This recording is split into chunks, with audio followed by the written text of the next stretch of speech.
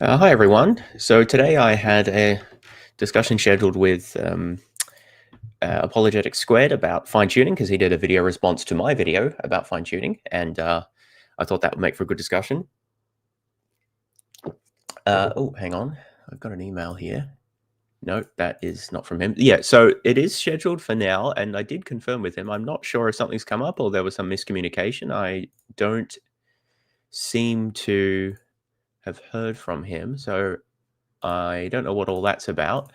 But since I do have some people waiting here, I thought we could do something else, and we can reschedule. If he turns up, then we can start the discussion. If not, then we'll reschedule for another time. So I'm sorry about that. I don't know what the issue is, but yeah, we'll do something else today instead to use the time we have. So apologize about this. Now, someone did mention, yeah, if you have a question that you wanted to ask, feel free to put that in the chat, and I can discuss that. In addition, there's always videos from my favorite YouTuber that we can respond to that I think we might do a couple of. So we will do that for an hour or so, and we'll see how we go. As I said, if Apologetic Squared turns up, then we can still have a discussion. If not, we'll have to reschedule. So sorry about that. What do I want to look at here?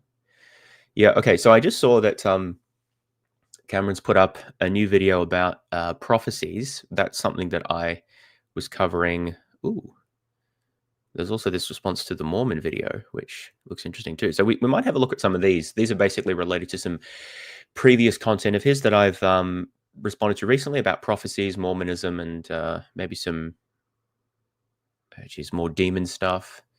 So let's see. Let's start with this one. I'm kind of interested here. Oh, hang on.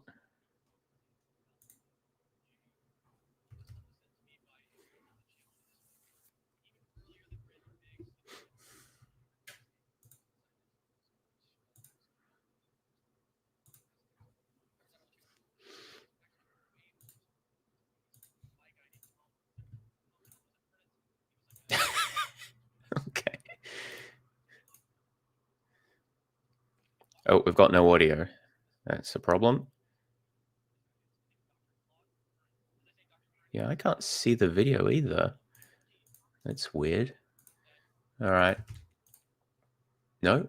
Oh, that's funny. All right, never mind. I'll share on this tab. Sorry about that. This should work if I just reshare. Serves me right for trying something slightly different. Never try anything different ever. Okay. Prophecies about Donald J. Trump. This one was sent to me by a friend of the channel, and this one occurred even earlier than Brandon Biggs. You know, Brandon Biggs, the guy that famously prophesied that Trump was Let me know if that's working now, chat. killed and there was going to be a bullet flying past his ear and stuff. We've covered that on the channel before, but this one is different. This one actually occurred way earlier. This one occurred in the 1980s by a guy named Tom Zimmer. Tom Zimmer was a hermit.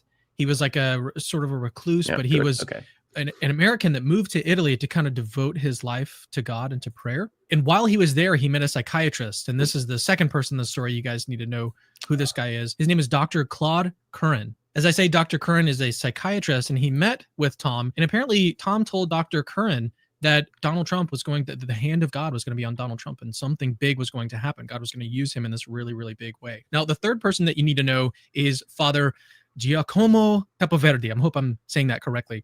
This shirt is very busy here. Island Paradise. I don't know if that really fits the theme of the video, but never mind. Let's go ahead and turn to his video now. This video is actually sort of viral. It's almost got 1 million views. And this is the story in which this guy, Father Capoverde, actually met Tom. And this is how he kind of learned about this guy's existence. Let's just go ahead and listen to his story. In light of current events that have been taking place recently, there's a story I wanted to share. Current events that have been taking place recently. And it has to do with a friend of mine who's a medical doctor. He's a psychiatrist. His name is Claude Curran. Actually, his mother was Calabrese, his father was Irish, and his name is Dr. Claude Curran. Okay, so again, he's talking about the second person in this story, Dr. Claude Curran, who is a psychiatrist who he was friends with. Claude Curran kind of connects Father Capoverde with Tom Zimmer. So Claude is the person in the story who's connecting all three of these people together. So I'm already completely confused, but I'm just going to run with it because I want to know what the prophecy is. So one day, about 17 years ago, when I was at my first assignment in Bristol, I was talking to him about going to Rome. I told him I was going to be visiting Rome. And he said to me, Father, listen, I really want you to do something when you're in Rome. I want you to get on a train, and I want you to go up to Loreto. And he said, I'll pay for the train ticket, I'll pay for your expenses, but you've got to go to Loreto. Now, as he was saying this, I was thinking, okay, I know Our Lady of Loreto. It's a very important Christian site for we Catholics. It is actually the house of the Blessed Virgin Mary is in Loreto, the house where the Blessed Mary grew up, where she received the message of the angel Gabriel, and actually the incarnation of our Lord took place in this house in Loreto. Now, why is it in Loreto? It's in a northeastern Italian town and not in Nazareth. Well, the house, of course, was in Nazareth, where Our Lady was born and raised. But during the Muslim invasions, the Muslims were threatening to destroy the house of the Incarnation. So angels lifted up the house, and angels brought the house to where it is now in Loreto. So we should pause for a moment and actually just talk about this legend, because it's actually kind of interesting, and I want you guys to know about this. That is indeed an interesting legend. They just moved the house. I mean, you'd think that maybe they could just stop the Muslim invasion, or like encourage the Muslims to preserve the house or something like that. But I guess it was that was too difficult. So they just, no, we'll just move the whole house to Italy for some reason. It does play a crucial part in the story. So the Holy House is believed to be the very house where the Virgin Mary was born, where she grew up, and where she received the angel Gabriel's message that she would bear Jesus. Now, legend has it that angels sort of miraculously transported Mary's house from Nazareth to Italy to protect it from destruction during the Crusades in the 1200s, as Father Capoverdi just mentioned. For centuries, the tradition held that it was divinely carried across the Mediterranean. But here's where things get more interesting. So modern research hints that it actually might have been transported by ship. Records from the Crusades mention a guy, nobleman named Angelos, whose family is thought to have moved the house to Italy as part of like a wedding dowry. This Angelos connection might actually explain how the story of angels carrying it came about. But regardless of how it arrived, there's actually really compelling evidence suggesting that the house truly originated in Nazareth itself. Okay, archaeologists have found markings and graffiti on the stones that match early Christian symbols in the Holy Land, along with construction methods and materials that were specific to that region. So for Zimmer, this guy that we've been talking about, the first character in the story, praying near this sacred house was a powerful, almost mystical connection to Mary. So whether or not you accept the house's journey as natural or supernatural. Wait, so apparently this is, I haven't heard of this before. This is actually interesting. So this is, Wikipedia calls this image here marble screen around the Holy House. So I don't think, I mean, obviously this wouldn't have been where the Virgin Mary was born. I can't actually find an image of the house itself, which is annoying. I want to see what it looks like. If anyone has one.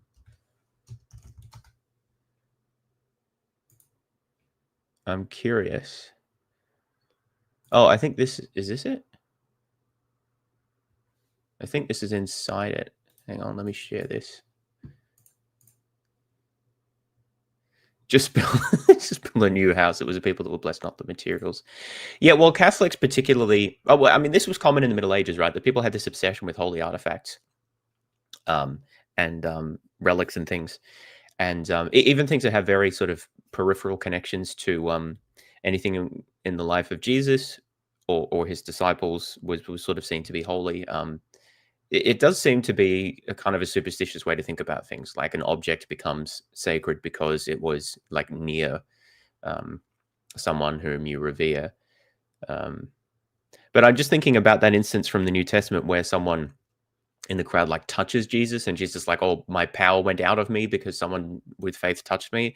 Like that also seems kind of superstitious thinking, as in like the physical proximity to Jesus could somehow remove power from him, whatever that might mean.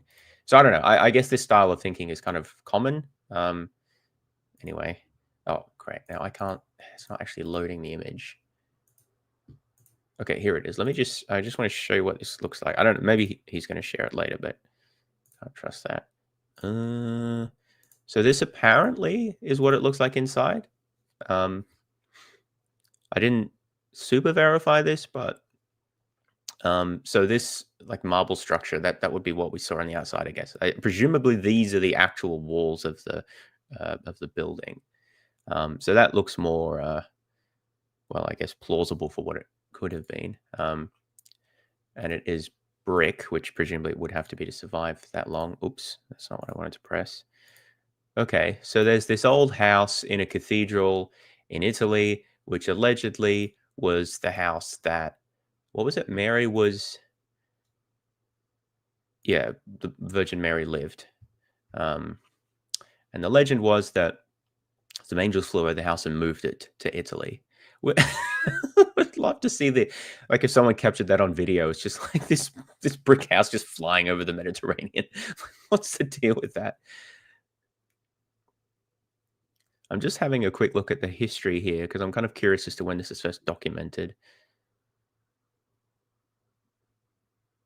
Okay, so this movement across the Mediterranean allegedly happened in the 13th century.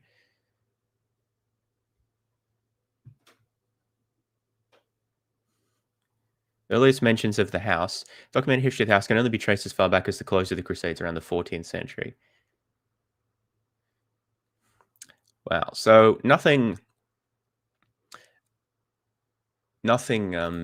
unusual here. This is the same with many of these artifacts, like the Shroud of Turin, that they're only documented over 1,000 years after they're allegedly supposed to have existed.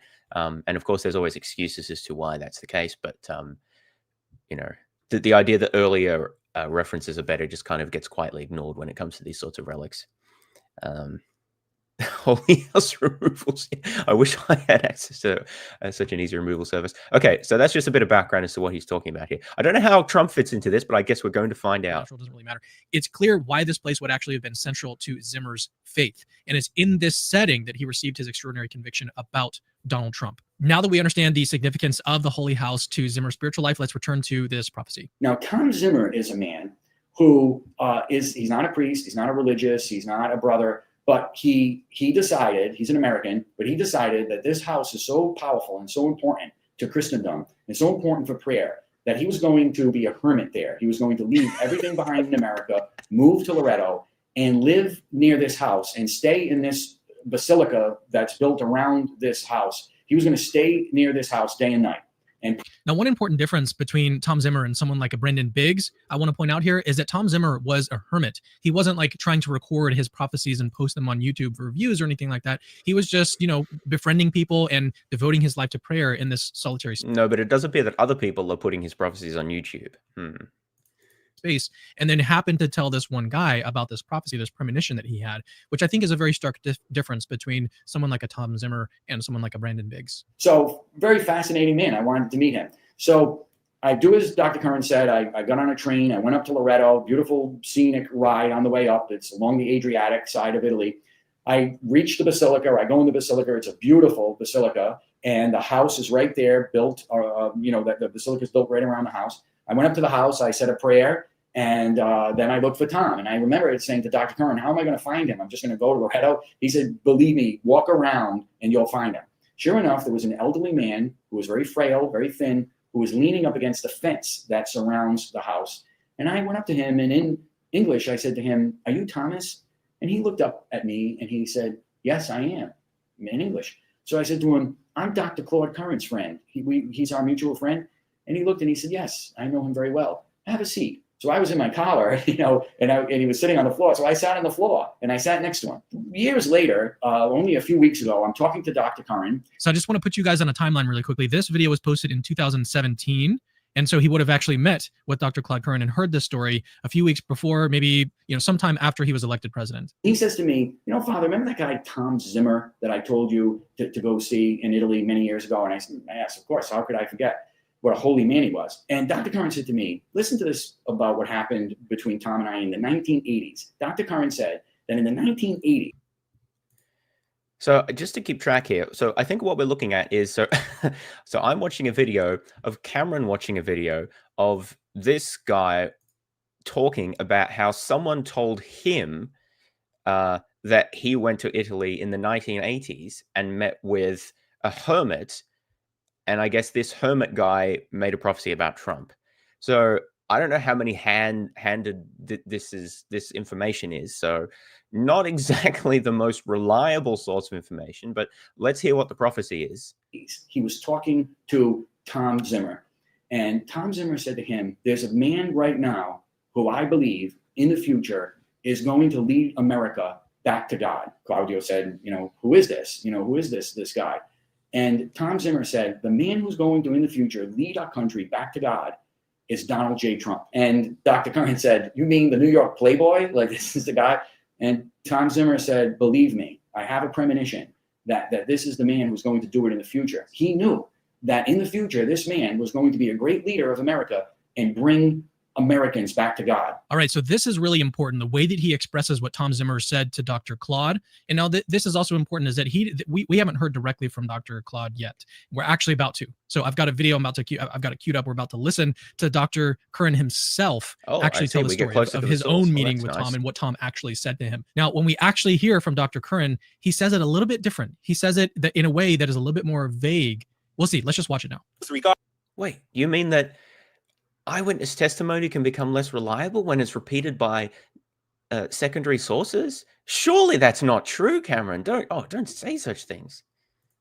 Prior to the story of video that Father Capoverdes described on YouTube, in roughly the fall of 1983, this was during the Holy Year that had been declared by Pope John Paul II to celebrate the 1950th anniversary of Christ's crucifixion and resurrection. Of course, the Holy Year was coming to an end, and the Vatican announced that that people were invited to buy memorial bricks for because when they seal up the Holy Door, they will use those bricks, and all of the intentions inscribed on those bricks will be remembered in all the masses and prayers celebrated.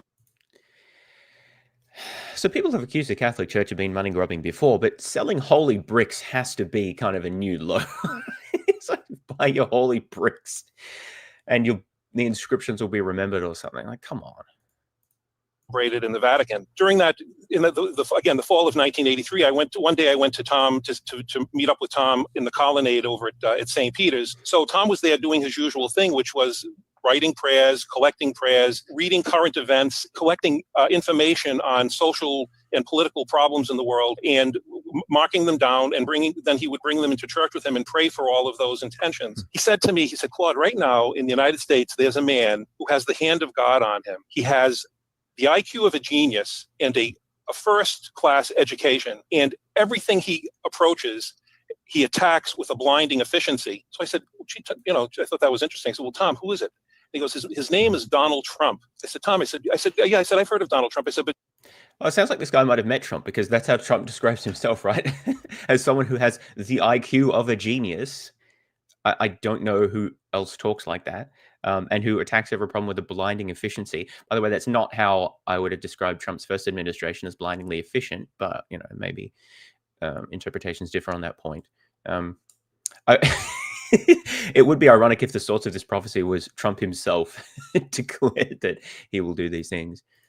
But Thomas, he's kind of like this jet-setting playboy millionaire. I said, he dates Hollywood starlets, and he's always in the news with the literati. And he said, no, Claude, he said, I'm telling you, the hand of God is on him, and God is going to use him in the future. So that's really important. So that's a big difference. Okay. So in Father Capoverdi, he said that Trump was going to lead America back to God. And now what Dr. Claude is saying here is that the hand of God was on Donald Trump, and that God was going to use him. So we don't have some guy leading all of America back to God. We instead have someone whose hand is on their life. God is using them in some way. And it had to have been significant, right? Some significant way.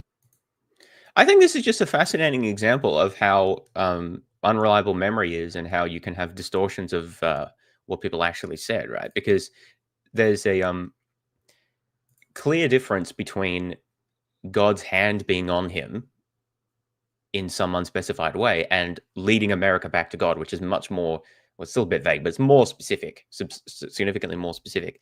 And this even happens, apparently in an age where we have much easier ability to communicate and check and cross-reference. So just imagine this happening in a world where you don't have easy communications, and the disciples would have been apart from each other, lacking easy communication for many years.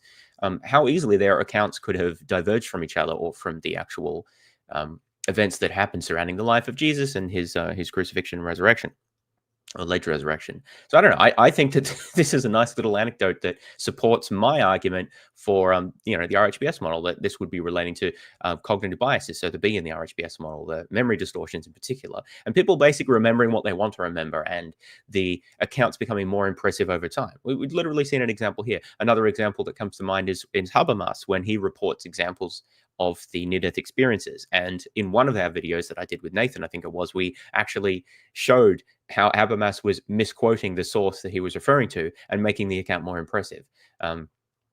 So very interesting little example here. Yes, also, this relates to something else that I was thinking about. So one of the problems with using prophecy as evidence for anything is that it's incredibly easy to make prophecies that are going to be correct. So all you have to do is make enough of them. Yeah, so I actually thought about doing this as a little stunt, but I decided it would be a little crass. But the idea was that on Facebook, right, I was going to post, this was the idea, I didn't actually do it, right, but you can just post, make a post about predicting the margin of the election, right, and just post like all possible margins within the plausible range, right, and make them and set them all to private so only you can see them. Then after the election, you just delete all the incorrect ones and make visible the one that was correct. Now, I'm pretty sure that it will still show the initial date that it was posted. I didn't actually try this, but I'm pretty sure that's how it works. You can change the visibility after the fact. But even if Facebook doesn't work, you could do it on some other platform, right? So the point is, if you just make enough predictions and then only the ones that turn out to be correct are ones that are shared or ones that you make public or enable people to find out about, or just that become known, then it's sort of trivially easy to predict things that will that seem difficult to predict. So what you actually need when you're using prophecies as a method of validating really anything, you need a way to ensure that you're not just seeing the ones that turn out to be turn out to be accurate. You need a way to ensure that you're seeing all of the prophecies, or at least like the majority of prophecies that are made by a certain person or from a certain group or something. You need a way to avoid the file drawer effect, effectively. This is a problem in science, right, where people do a bunch of tests and then only publish the results that come out significant. That completely undermines the whole process of statistical significance testing if you just don't publish the ones that fail. And the same problem arises with regard to prophecies. And this, of course, is going to be a massive problem in the ancient world, right? Because in the ancient world, of course, people made prophecies all the time about all sorts of things. And you can bet that only the ones that were seen as being accurate are ones that continue to be shared after the fact. And so we might have records of people who actually did make genuine prophecies, quote unquote. It's just that we don't have the records of people who made failed prophecies. And some people are going to get lucky by chance, or maybe they made lots of prophecies and only their successful ones were remembered. And so if you're not careful about this, prophecies are just completely useless evidentiarily. And it'd be interesting. I don't know if Cameron has ever addressed this point. Otherwise, like, why even make this prophecy in the first place? Why put a brick?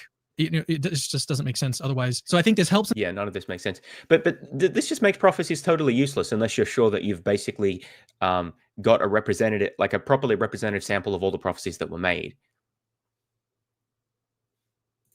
In some ways, I think it hurts the case. In other ways, we'll talk about that in a second. Let's just listen to the rest of this clip. So Thomas said to me, he says, Claude, I'm so convinced about what I'm telling you that I have bought a memorial brick for Donald J. Trump. I've put his name on it, and he will now benefit from all of the masses and prayers in the Vatican until... Oh, could we see that brick? That would be very impressive. At least that would prove that the prophecy was actually made when it was alleged to have been. As long as that brick remains in the holy door. So that was it. I mean, that's the story. Okay, so now, again, that is a little bit different than what Father Capoverde was saying. Okay, Capoverde was saying that Trump was going to lead America, at least Tom Zimmer said that Trump was going to lead America back to God. Now, this sounds a little bit different. This sounds like God is just, his hand is on his life, and that God is going to use him. Now, what does that actually amount to? What does that actually mean? I think it's vague enough to where it can mean a lot of things, which actually kind of lessens the credibility or like the impact of this prophecy in the first.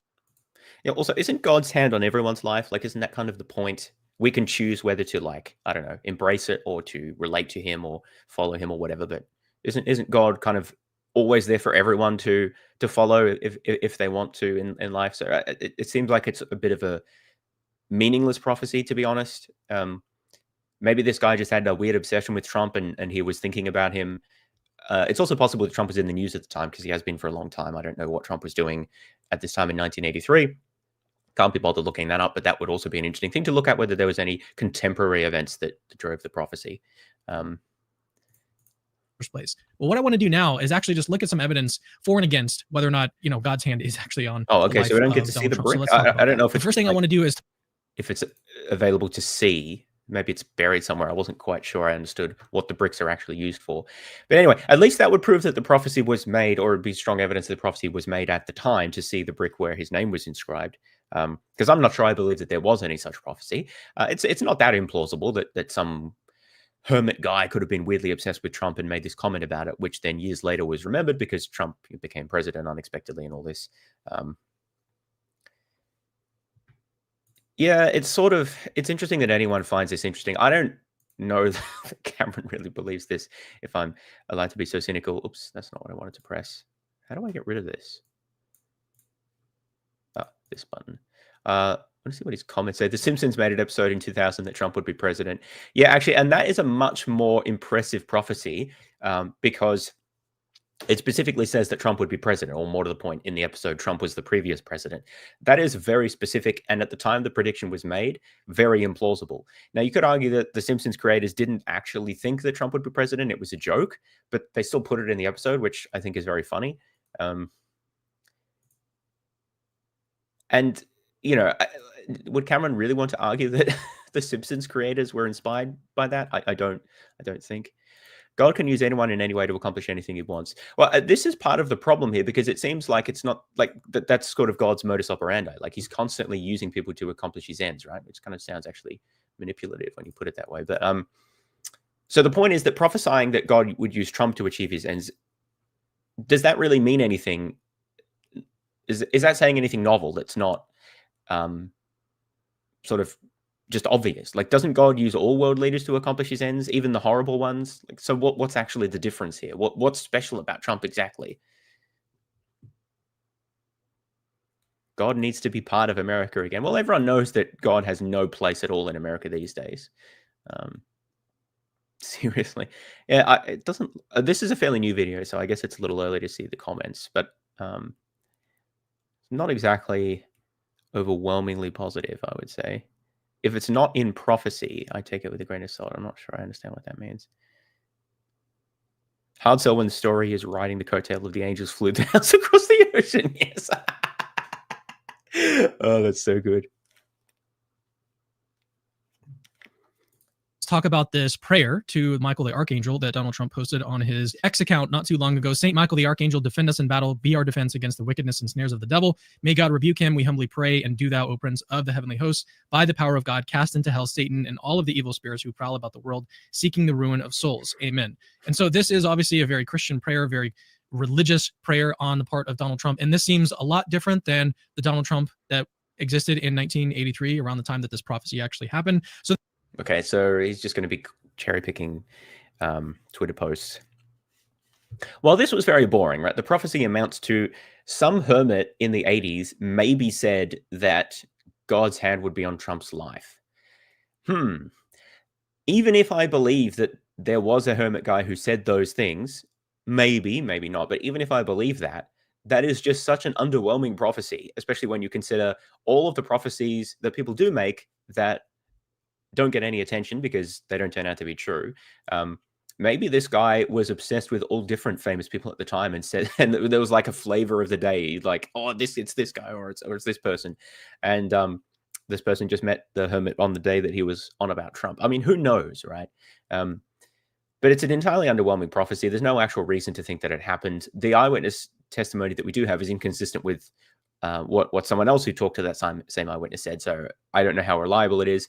It would be nice to have had any of this written down before Trump came back into the news for political reasons, so around 2015. Anything after that, I don't really trust because there's sort of obvious reasons to embellish or to make it up.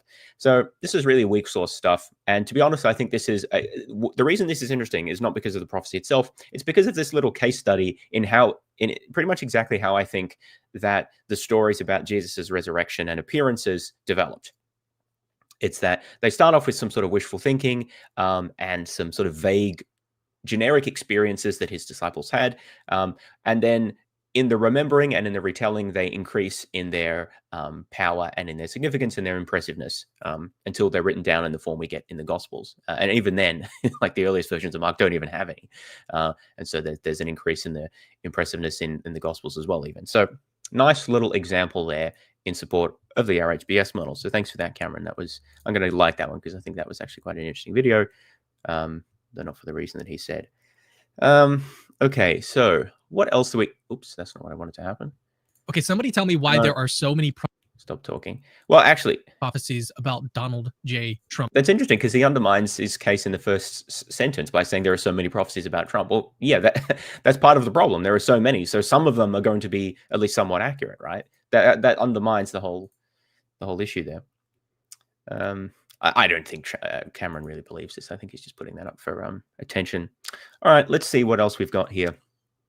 So, more prophecies. So there's this St. Joseph of Cupertino flying, which is funny because I read about this guy in, I don't remember if I put him in my book in the end. I think I might have. But I read about him when I was doing research on miracles, about this alleged priest who flew in the Middle Ages. And it's just so silly that I thought it's a good example of an obviously unbelievable miracle. Well, apparently Cameron's taking it seriously, but I don't really want to review an hour and 40 minutes of talking about that guy. I don't think it's interesting enough. Now, let's see. The Trinity. I did want to look at, maybe it was here. Yes, here we go. Oh, geez. Exorcist attack on Tucker Carlson. Well, the Exorcist didn't attack him. Apparently, he experienced a demonic attack. I don't know if I can bring myself to watch that. I think I did want to look at this one. Yes. Just look at the quality of the videos coming out. We've got prophecies about Trump, demonic attacks on, popular right-wing figure. We've got more demonic stuff. We've got critiquing Mormonism, which, well, maybe I'll get to that. We've got witches hexing Trump, and then we've got more Mormonism stuff, more Mormonism stuff, more Mormonism stuff. Trinity, okay, that's actually interesting, although this image here is a little terrifying. More Mormonism stuff. Oh, freaking Elon Musk. That's actually an interesting video. More Trump stuff. Gee, that's a cringe image. Look at that. And Mormonism and Islamic stuff. All right, yeah, let's have a look at this response. In this video, I'm looking sharp today. So I think that the critiques of Mormonism are interesting. Yeah, the old content was much better. There are a few good videos now and then, but most of it's just absolute crap. But anyway, it's my job to respond to it, so respond we will. And the reason I find the critiques of Mormonism interesting is because, first of all, I think that it's always important to be fair in assessing any ideology or position. You should take the strongest version you can find and respond to that. Now you might say, why are you responding to Cameron? Well, I don't think Cameron is the strongest version of much of anything, but he's a popular Christian YouTuber, so I think it's important to respond to that as well. I do other videos like what we did have scheduled today, where I try to respond to sort of stronger versions of arguments. So I do a bit of both. But anyway, the point is, if you're going to critique Mormonism, you should understand what you're talking about and critique it in the best way possible, right? And I don't think Cameron does that, so I think that's worthy of critique. The other thing is that I think many of his critiques are critiques that are also can also be levied against mainstream Christianity or Catholicism, and he just sort of doesn't see the parallels there. So I think it's interesting from that point of view as well. As an ex-Mormon myself, there's also an interesting angle there. Even at the time that I was leaving Mormonism, I was of the view, and I am of the view, that many popular critiques of Mormonism are not very good. Much as I think that many popular atheist arguments aren't very good, I think there are very strong arguments against the authenticity of Mormonism, but I think that the common ones are not necessarily very convincing. So anyway, let's see. So that's the background as to why I'm interested in this. So I did a previous video looking at the parallels between a video that Cameron did looking at the parallels between Muhammad and Joseph Smith, and particularly the issue of prophecies, that both of them made prophecies about themselves, which Cameron took issue with, and I didn't think that was a very convincing argument against their authenticity. So apparently some Mormon apologists responded, and Cameron's responding to that. So responding to Jacob, a Mormon apologist who apparently considers himself one of my biggest fans. One of my favorite religious discussion channels out there is called Capturing Christianity. The host, Cameron Bertuzzi, is a recent convert from Protestantism to Catholicism. Overall, Cameron is an excellent podcast host and usually makes good arguments. I actually like Jacob, and I'd like to say that I was impressed by his video, but this might actually be one of the least compelling responses to my work that I've ever received. And that's kind of saying a lot, because there's some pretty serious competition. So Jacob opens his video with a mix of flattery and frustration, claiming that I've straw-manned Mormon beliefs.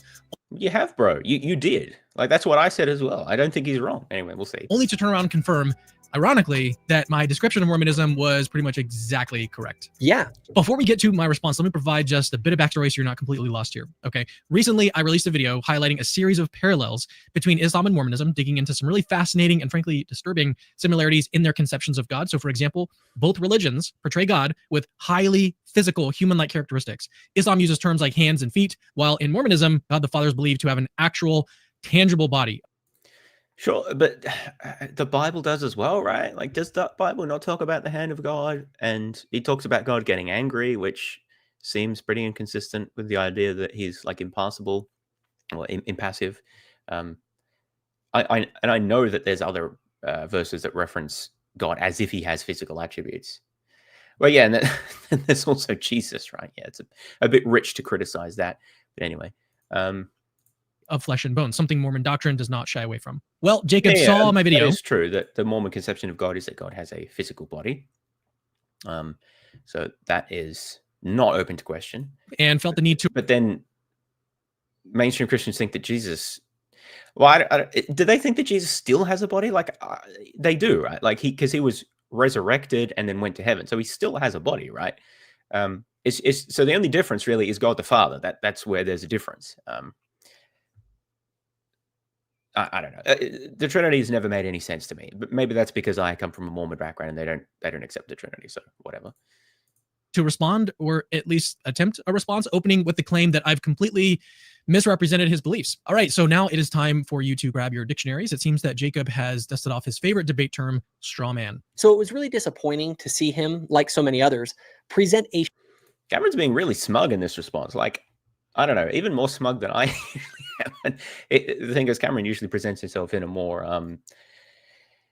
as being a bit above that sort of thing. At least that's how I've read it. Like, anyway, I think he's not coming off well personally, but maybe that's just my bias. A straw man version of our Latter-day Saint beliefs about the nature of God. So as I say, Jacob opens by accusing me of straw manning Mormon beliefs about God, but the irony here is that just minutes later, he confirms exactly what I said, namely that Mormon doctrine teaches God the Father has a literal glorified body. According to Doctrine and Covenants, God the Father doesn't just have a metaphorical body, he has an actual literal body of flesh and bones.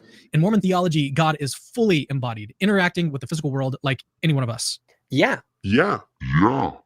So if Jacob thinks I'm misrepresenting his views in some way, why does he admit that God has a body? Now, maybe... Well, I think you said I think Cameron said a lot of things about Mormon beliefs, so maybe he wasn't misrepresenting him in that respect. I don't know. That doesn't seem too hard. Jacob's complaint here is that I didn't cite everything that he thinks supports the Mormon heresy that the Father is a sort of superhuman. But one can state a view... Well, hang on. So that is not what Mormons think. This is what's frustrating, right? Yes, it is true that Mormons teach that God the Father has a body of flesh and bones. Okay, that's the teaching. So Cameron interprets that as saying that God is some sort of superhuman. Okay, so that is not what Mormons think, and I don't think any Mormon would accept that. But the thing is, if you think that having a physical body means that you're some sort of superhuman, then surely that means Jesus is some sort of superhuman, right? Because Jesus has a physical body. So I don't understand what the issue is that Cameron has here. I mean, you can say, look, I disagree. That's not what I think about God the Father, and maybe you cite some passages in the Bible that say whatever. That's fine, right? And you can appeal to some philosophical considerations of why you don't think God has a body. Also fine. Is he wearing armor here? Like, what's the deal with this? Why does he have a sword? Anyway, I don't know if that's supposed to be God or just like, this is really weird. Like, why would God need... Also, is that two swords? There seems to be two hilts here. Or maybe one's a dagger? I don't know. Very odd image. Anyway, I got distracted. If you're fine with Jesus having a body and also being like perfect and divine and all this stuff, then Mormons just believe that there's sort of like two of those. One is God the Father and one is his son Jesus, right? Whereas mainstream Christians would say, no, God the Father doesn't have a body. But somehow it's just like inconceivable that God could have a body even though Jesus does. Well, what exactly is the issue supposed to be here? It seems really, it just willfully obtuse about this point. God told Moses that he will be covered by God's hand and see God's back. Yes, that's right. God's back as well. I know that there's many verses that refer to God as if he has a physical body. So Christians would tend to interpret those metaphorically. I guess that option is not available to Muslims. I don't know why. Whatever. Accurately without saying everything that the proponent thinks supports it. So just think about it this way. Jacob is not straw manning the Christian view by saying correctly that it's Trinitarian. The real issue here seems to be Jacob's discomfort with the fact that I'm sort of confidently challenging his worldview instead of engaging with the... No, but the criticism is that you said that God the Father is some sort of superhuman, which Mormons don't believe. They just believe he's embodied like Christians believe that Jesus is embodied and yet still perfect, right? Well, so please critique that, Cameron, and don't just say, oh, well, he's a superhuman in a dismissive way, as if that's an argument.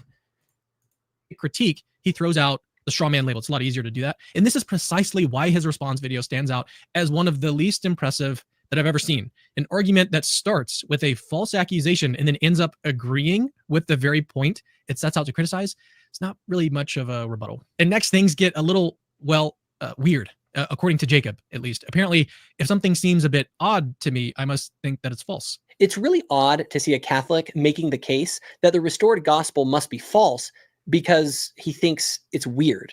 Here, Jacob claims that I'm sort of dismissing Mormonism as false simply because I find it weird. But that is a misrepresentation, a straw man, if you will, of what I actually said. In my original video, I contrasted the Mormon view of God with the classical Christian understanding. I highlighted how Mormonism portrays God with a physical body, which differs significantly from the Christian concept of an incorporeal, transcendent God. At no point... God the Father, right? Did I say or argue that the Mormon view is false simply because it's weird. Moreover, for your interest and consideration, I will be providing new reasons later on in this video. So what was with that? What was that? What did we just see there? What was this? At no point did I say or argue that the Mormon view is false simply because it's weird. Moreover, for your interest... So why is he showing the Mormon garments here? It seems that he's showing them here because he wants to show how weird they are, which is, you know, seems to be the only possible reason why they could be displayed here, because they don't have any bearing on what he was saying.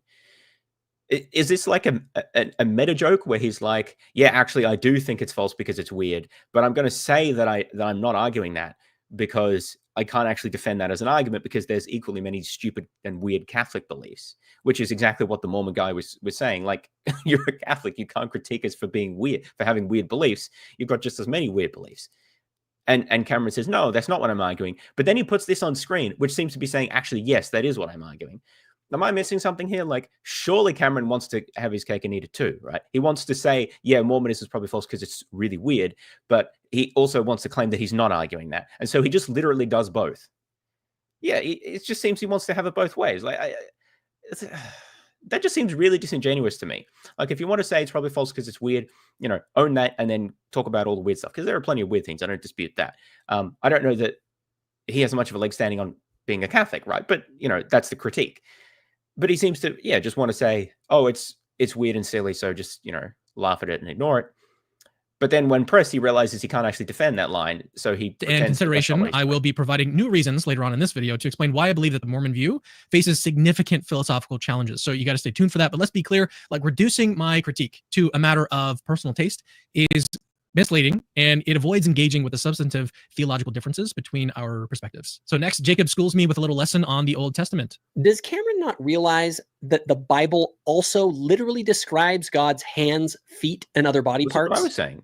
And they saw the God of Israel, and there was under his feet, as it were, a paved work of sapphire stone. So first, Jacob doesn't seem to realize that the passage that he quotes says no such thing. Like, even the translation he used rejects the literal interpretation by using the idiom as it were, which is an idiom that signifies a figurative meaning. And notice how Jacob conveniently ignores like all of the evidence that refutes his view. So like St. John says expressly. So, but because these lines of argument are only going to work if none of them apply in the case of Islam. Now, I didn't watch that video, so I don't know. And I don't even really care about that because it's just, it's only God is not a man. Well, that's a problem, right? Because Jesus is a man and God is Jesus. It's just like literally, Jesus is God, right? That is a claim that Christians affirm. And yet here it says God is not a man. So the way logic works is that it follows that Jesus is not a man, but Jesus is a man. So we have a contradiction here. And this is how this is the beauty of the Trinity, right? That just logic doesn't apply anymore. Jesus is God. But yet Jesus doesn't have all the properties of God, of like not being a man and not being physical, because that's just how it works. Like, just shut up and stop asking questions. This is why it's pointless to even engage in these debates from my point of view, because it doesn't matter what the Bible says. They'll just say, yeah, look, I know it says God is not a man, and I know Jesus is God, because it says that as well. And that does seem to imply that Jesus is not a man, but that just doesn't follow because I feel like it. And so what you have to then do is apply the same standards for Mormonism and for Islam, right? They have to be able to take any passages like this and then just arbitrarily declare that, well, the obvious inference doesn't apply there. And as long as the Christian or the Catholic or whoever is able to do that, then the Mormon and the Muslim have to be able to do that. And that's my interest in that's one of my interests in responding to these things. You have to have the same standards, right? That you have to be fair. Otherwise, you're just blatantly dishonest, right? If it's okay for Cameron to say, look, when it says God is not a man here, and but that still has no implications of on Jesus, right? Even though we say Jesus is God. Okay, so the Mormon should be given, and the Muslim should be given the same ability to interpret their scriptures the way that they like, even if it makes no sense. This drives me nuts as to how the obvious double standard is. Cameron just doesn't see it. Second, did Jacob know about those verses? That question, honestly, it should be completely irrelevant, but it highlights directly addresses, and that the Bible refutes, regardless of any biblical references I may or may not be aware of. Third, I was familiar with the figurative passages that he's. So again, the figurative passages themselves aren't very interesting. I don't think the argument is, and obviously Jacob doesn't think this either, that those passages establish that God has a physical body. At least my understanding is Mormons don't necessarily interpret them that way. Maybe some do, but most of them do appear to be metaphorical, even if you just look at them on face value. Like, it doesn't really make sense for them to be literal, at least many of them. Maybe some of them are different, but the point is that those passages. The point is not that those passages establish that God has a physical body. The point is that the mere reference to God having flesh and bones, or to having like a face or feet or whatever, doesn't establish whether God has a physical body or not. I think that is how I would interpret what Jacob was saying. That's the Mormon guy, right, Jacob? So when I'm looking at a scripture that I'm not familiar with, and not very familiar with, like the Quran, or I'm not actually sure if it was in the Quran or the or other sources, but you want to be sure that you're understanding the passages appropriately. So if it refers to God's hands or feet or whatever, is that a literal reference or is that a metaphorical reference? How should that be interpreted? And Cameron doesn't seem to be willing to give the same to give the same charity, or even just make the same effort in the case of the other references, like references in other scriptures.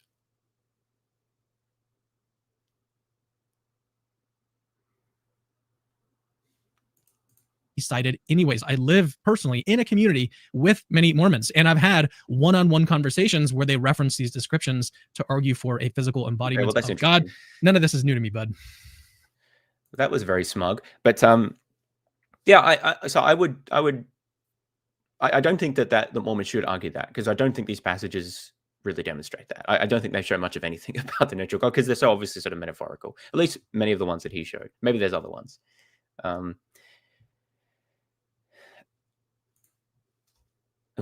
But to be fair, Cameron has admitted in the past that he's not really that familiar with the Old Testament. And apparently he's not really familiar with mainstream Islam either. So here we go, yet with another ad hominem. Instead of engaging with my actual arguments, Jacob tries to spend my knowledge enough. You might forget that he's still not really addressing the real issues. But again, whether I know personally every detail about these topics has no bearing. Yeah, I agree. One of the weakest that I've ever seen. But then he's wrong anyways. I'll explain more later on. But lots of popular Islamic apologists think Muhammad Hijab, Daniel Hakikachu, and the Muslim metaphysician think Allah literally has body parts like 2 right hands and a shin. We believe Allah when he states in the Quran that he created Adam alayhi salam with his own hands and that he is above the throne. All right, what is Jacob's next move? Well, he pulls the old, you do it too.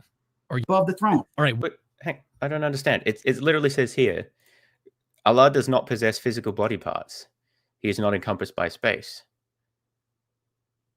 So and Islam definitely does not believe that Allah has physical body parts. So what? I don't understand what point Cameron is making here. He's lost me on that. States in the Quran that he created Adam alayhi salam with his own hands and that he is above the throne. All right, what is Jacob's next move? Well, he pulls the old, you do it too argument. But let's be honest, when you're saying hands and feet, there's still hands and feet in some sense, right? It's hard to get away from that. Yeah. And biblical Christians have the same issue. So here Jacob leans on a tu quoque fallacy, claiming that Christians have the same problem. This tactic is one of those that we see from Muslim apologists a lot, actually, and they can't really defend their view on its own merits. So they deflect by claiming that these other religions face identical issues. But nevertheless, I like truth a lot. So I'm actually going to... I don't think that's a fallacy in this case. So if a problem is being alleged for your belief system, which is also a problem for the other belief system, well, let me rephrase that. So unless you're presenting the argument as a deductive argument, the fact that the problem faces both belief systems is going to mean that it's not really useful for deciding between them, right? Maybe it faces one more than the other, I suppose you could argue.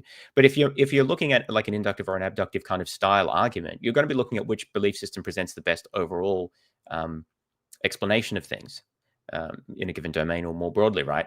And so if there's a given issue that both face equally or about the same, it's not relevant for deciding between them. And so that's not a fallacy in that instance. It can be a fallacy. It depends how it's deployed. But I think that Cameron's too quick to call that a fallacy here. Look, if you're saying that Mormonism is false because it says that God has a physical body when he doesn't, but then Christianity also says that God has a physical body, which it does because they say Jesus is God and Jesus has a physical body, then it seems like it doesn't really make sense to critique Mormonism on that point, right? At least if you're deciding between the two religions. Now, you could take the based option and say, well, actually, you're all false, which I think is the correct option. They're all nonsense.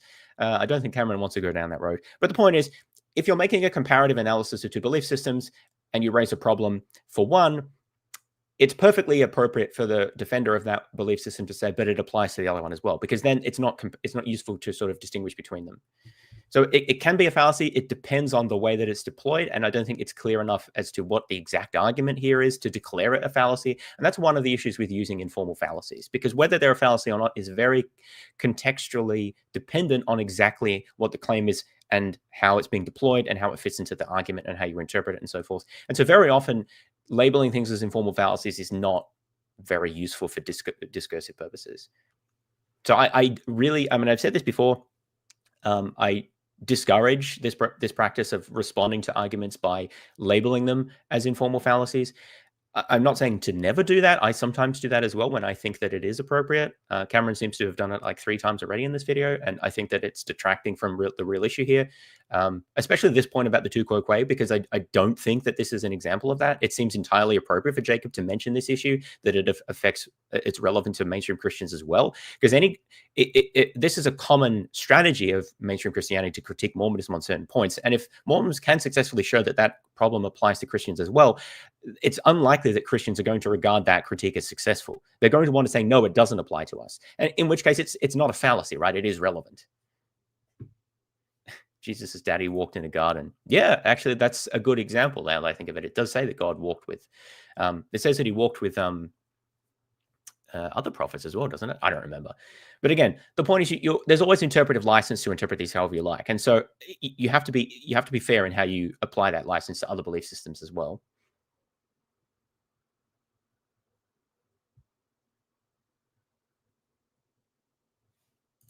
To answer his claim anyways, like I don't care. So does Christianity have the same issue? Well, no. We've already covered some of the biblical evidence that God is immaterial, but let's add a few more points just to make this even clearer. So in the Old Testament, 1 Kings 8:27 has Solomon saying, quote, "The heavens, even the highest heaven, cannot contain you," making it pretty obvious that God's essence isn't restricted to any physical form. Then in Isaiah 40:18, it asks, quote, "To whom then will you compare God? What image will you compare to him?" Underscore.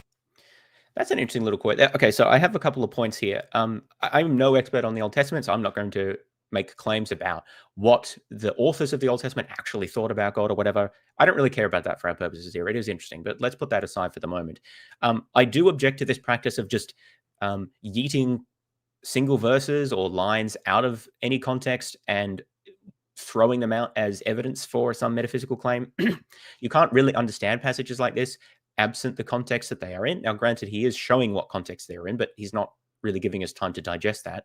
So this quote here, for example, "To whom will you liken God, or what likeness will you compare them?" It seems that he's talking about idols in this context. So he's saying that idols are silly because God doesn't have an appearance, right?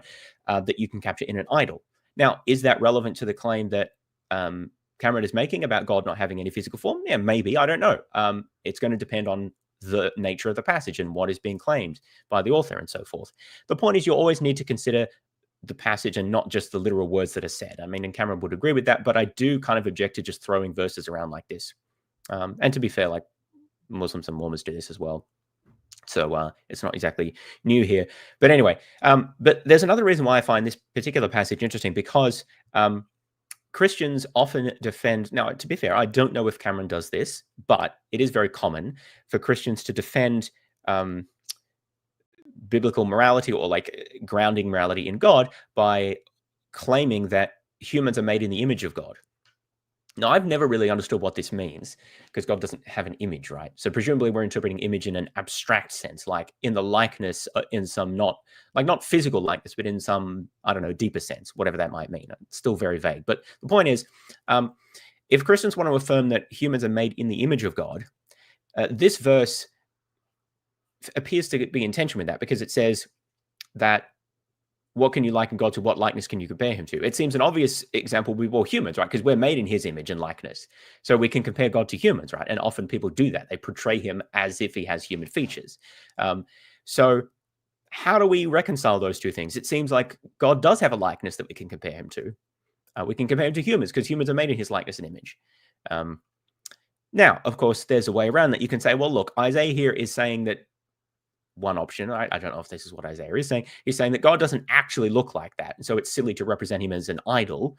Of course, then why paint him like that, which Christians have done throughout history? So there's, and they'll also iconoclast it in the Eastern Byzantine, the Byzantine Empire, like what the 8th century or whatever it was, where they did object to portraying God in those ways. So there is some historical context to that, to objecting to representations of God, as they do in Islam, for this same reason, that they think any attempt to represent God in a physical form, like in a portrait or statue or whatever, is idolatry.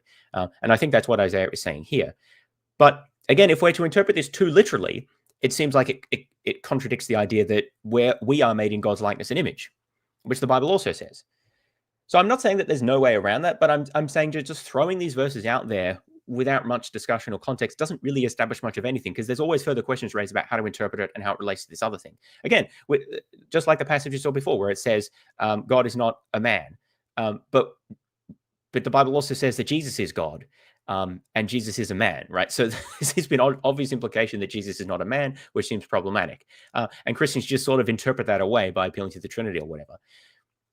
So what do these verses really establish? I don't think they really establish anything by themselves. You need a huge interpretive framework to put on them to make any sense of all of this mess. And the point is, if it's okay to do that to defend Catholicism, then why is it not okay for the Mormon or the Muslim to do that? To bring their huge, complex, and weird interpretive framework and plop it on everything to sort of reconcile these apparently disparate verses. Like that's the real issue I have, that Cameron is just being inconsistent in what he's allowing the different positions to do.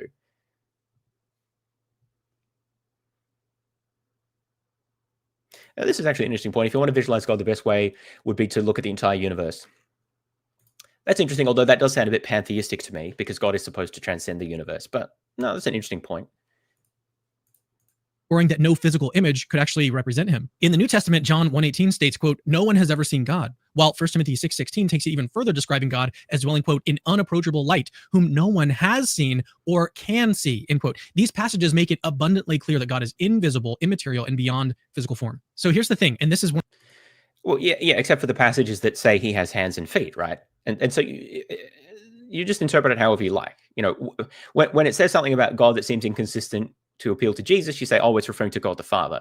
And when it seems to imply that God the Father has a physical form in some way, you say, oh, that's metaphorical. It's the interpretive framework. It's doing all the work here. The passages actually, I don't think they help us much at all, because they're so all over the place, and you have to look at the context, and it's unclear what they're even talking about, blah, blah, blah. Different biblical authors believe different things about God, and it's inconsistent. I completely agree, right? And that's why I'm sort of saying that the interpretive framework, or the theology that you put over it, it's doing 99% of the work here when it comes to making sense and reconciling it. And so what I want to say is that is, if that's okay for Catholicism, we should allow that for Mormonism and Islam as well, right? They need to be able to have their big interpretive blankets that reconcile everything and make sense of it. But Cameron won't allow them to do that, right? He takes isolated things out of context, or plucks certain verses or sayings or whatever, or beliefs, and then declares them to be contradictory, and just sort of disregards, ignores, doesn't discuss the interpretive framework that allows them to reconcile those, at least to their own minds. That's what I think is inconsistent, and that's what I'm trying to draw out here. And it's important because Christians don't see this, right? When you're inside your big warm interpretive blanket, you often don't see it unless you really make an effort. It's just natural. Like, this is just how you think about it. Whereas when you look at someone else's worldview, like Mormonism, it just looks crazy, right? There's all these bizarre beliefs here, and God has a body, and there's underwear, and like, what's baptisms for the dead? Like, what's that about? And they have their prophets. Like, it all seems weird and strange. It doesn't seem that way to Mormons because they're used to it. And from within their warm interpretive blanket, it makes sense, right? At least most of it makes sense.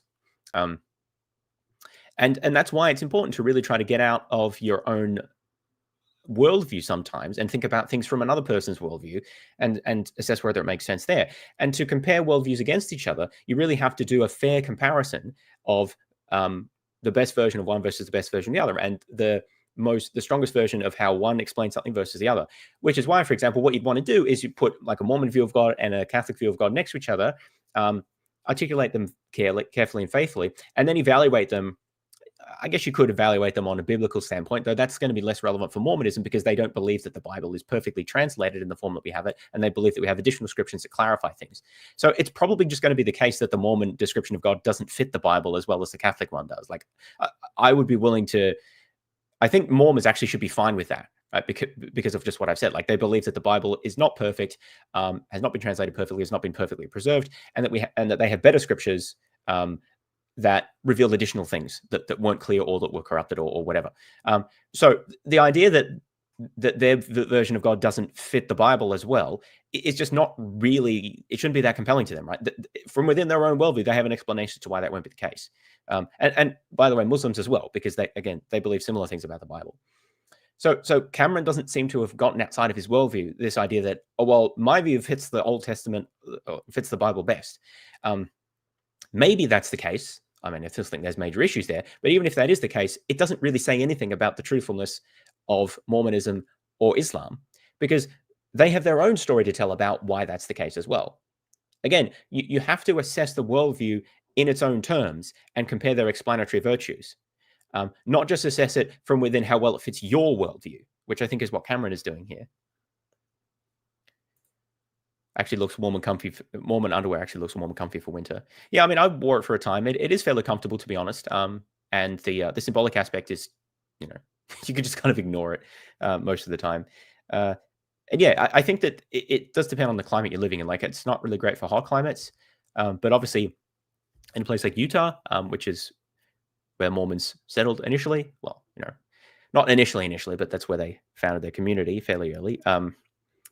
It gets pretty cold, so underwear like that kind of makes sense, right? Like, there's a practical side to it as well. Anyway, let's continue with this. One of the big differences, unlike the Bible, the Quran has no direct teaching at all that Allah is immaterial or spirit. So as a result, some Muslim scholars interpret Allah's hands and shin literally, a debate that Christianity does not face. For centuries. Oh, well, I mean, it did face that. It's just that the people who argued that were cast out as heretics and persecuted, right? So I don't know what Cameron's talking about here. There were a lot of disputes about the nature of God early on in particular. Rabbis, the New Testament, Jesus himself, the apostles, and early Christians understood these biblical descriptions of God figuratively. Well, at least that is until an American in the 1800s came along claiming that God was actually an embodied superhuman with flesh and bones. But so this is where Cameron undermines himself, because Jacob's criticizing him for straw manning. And Cameron says, no, I'm not straw manning. But then he says that Mormons believe that God is an embodied superhuman with flesh and bones. That Mormons don't believe that God is a superhuman. They don't believe he's human at all. Well, Jesus you could argue about, right? But that's the same with the Catholics. But like, at least God the Father, they certainly don't think that. So that is just a straw man, right? Now, you could say that Mormon beliefs amount to that, but then what you're doing is you're like using mocking language to make a point, which, sometimes can be appropriate, but it's going to be hard to avoid the charge of straw man when you just sort of slip that in. And that's why, again, I think that Cameron wants to have his cake and eat it too. He wants to straw man and mock Mormonism, but he wants to have the moral high ground of saying that he's not doing those things. Pick one, basically. Like, I don't generally advocate for straw manning and mocking. Sometimes mocking can be okay. I think that there's a place for that. Even straw manning can be used to make a point occasionally. Have to do that carefully. But yeah, I can't avoid seeing that he's doing both here, and he's talking out both sides of his mouth. Mormons don't believe that God is a superhuman in any sense. The only sense you could say that is in the sense that Jesus is like human because it's God incarnated and he has a physical body and is in a sense human. But that's just shared with Catholics, so I don't really see how that's going to be a point that Cameron is going to get anywhere with. And again, if God the Father in Mormonism is implausible because he has a physical body, then so is Jesus in Catholicism. Like, I don't see the distinction here. If Cameron wants to make that argument, he can, but he just hasn't. He just mocks when he says that, and then ignores what like Mormons and Muslims have to say about it.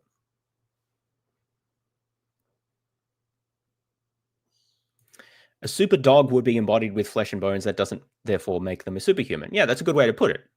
That just because you have flesh and bones doesn't mean you're a superhuman. Like, where does the human part even come in? That's not what Mormons believe about God. Yeah, this is another good point. Having grown up Mormon, I do like Mormonism sort of mirror can hold up to other religious traditions. Yeah, it's useful because a lot of people think Mormons' beliefs are like insane and crazy. But in my opinion, most of them aren't that much crazier, if any, particularly like Catholicism, Catholic beliefs, who literally believe that they eat the body and blood of Jesus Christ in the communion. Like, they're not really any crazier. It's just you're less used to them. And I think that really is useful as an exercise in exploring. Oh, no, the Christians do not have this sort of same problem. The tu quoque doesn't patch the hole in Jacob's argument. It only emphasizes that. Doesn't mention Jesus at all.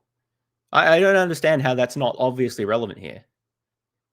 Actually, how far his theology diverges from biblical tradition. So next, Jacob takes us into Islamic theology, but it's almost like he's trying to like pull a little switcheroo on his own beliefs. Mainstream Islam does not hold to the idea that God has a body, just like how creedal Christians don't either. All right, so here Jacob claims that mainstream Islam rejects the idea of God having a body, suggesting that physical descriptions of Allah are interpreted metaphorically to preserve his transcendence, much like we see in Christianity. Now, he seems to think that this undermines my point about Islam depicting God with human-like features, but let's dig a little bit deeper here. So first, his assertion oversimplifies Islamic theology. While there are schools like the Ash'ari and the Maturidi, they do interpret the Quran's physical descriptions metaphorically. Significant groups like the Salafis take them literally. And honestly, there's really no surprise there. As I've already mentioned, the Quran never clearly says that God is spirit or an immaterial substance. And also worth noting here, there are... Well, I'll take Cameron's word on that because I haven't read the Quran, but I actually don't, because I don't trust what Cameron says about Islam, but whatever. More Salafis worldwide than there are total Mormons. So this view is hardly fringe. Now here's a dilemma for Jacob. Option 1, if he agrees with the Ash'ari and the Maturidi schools that physical descriptions of God are metaphorical to uphold his transcendence, then by the same logic, the Bible's physical descriptions of God should also be interpreted metaphorically. This option conflicts with Jacob's own stated view about the Bible. Option 2, if he insists. Does it? I don't remember Jacob saying, at least not in the clips that he said here. Maybe he said in the rest of his video, but I don't remember Jacob saying that the Bible... that the best interpretation of the Bible passages is that God actually does have a physical body. It's just that there are passages that appear to say that he does, which I think is just the case, right? And Cameron has ways of interpreting them away, and he points out other conflicting passages which say the opposite. But again, as a Mormon, I don't think you should argue, and maybe Cameron says that he has heard Mormons argue that the Bible does say that God has a physical body. I don't think that's actually the best argument. I think the best argument is simply say that Mormons, that doctrine derives from subsequently revealed Mormon scripture, and that there's sort of vague antecedents in the Bible, but it's pretty hard to understand what they're actually saying, and it's pretty inconsistent to not really lean on that very much. So I don't know what view actually Jacob has about this. I don't think Cameron's made that clear in his video, so I don't know that I want to say that that's a fair criticism. But I'm also kind of getting bored with this whole body stuff, because it seems like that's only okay, look, we're talking about Jesus here. I want to get to that part. Is it really that crazy to think that, like Jesus, the Father also inhabits some sort of glorified embodiment? So Jacob wants us to believe that God the Father having a body is no different from Jesus taking on flesh. But here's the key question here. Does God the Father essentially have a body, meaning that it's a permanent, unchanging part of who he is? Or is his embodiment contingent, something he acquired?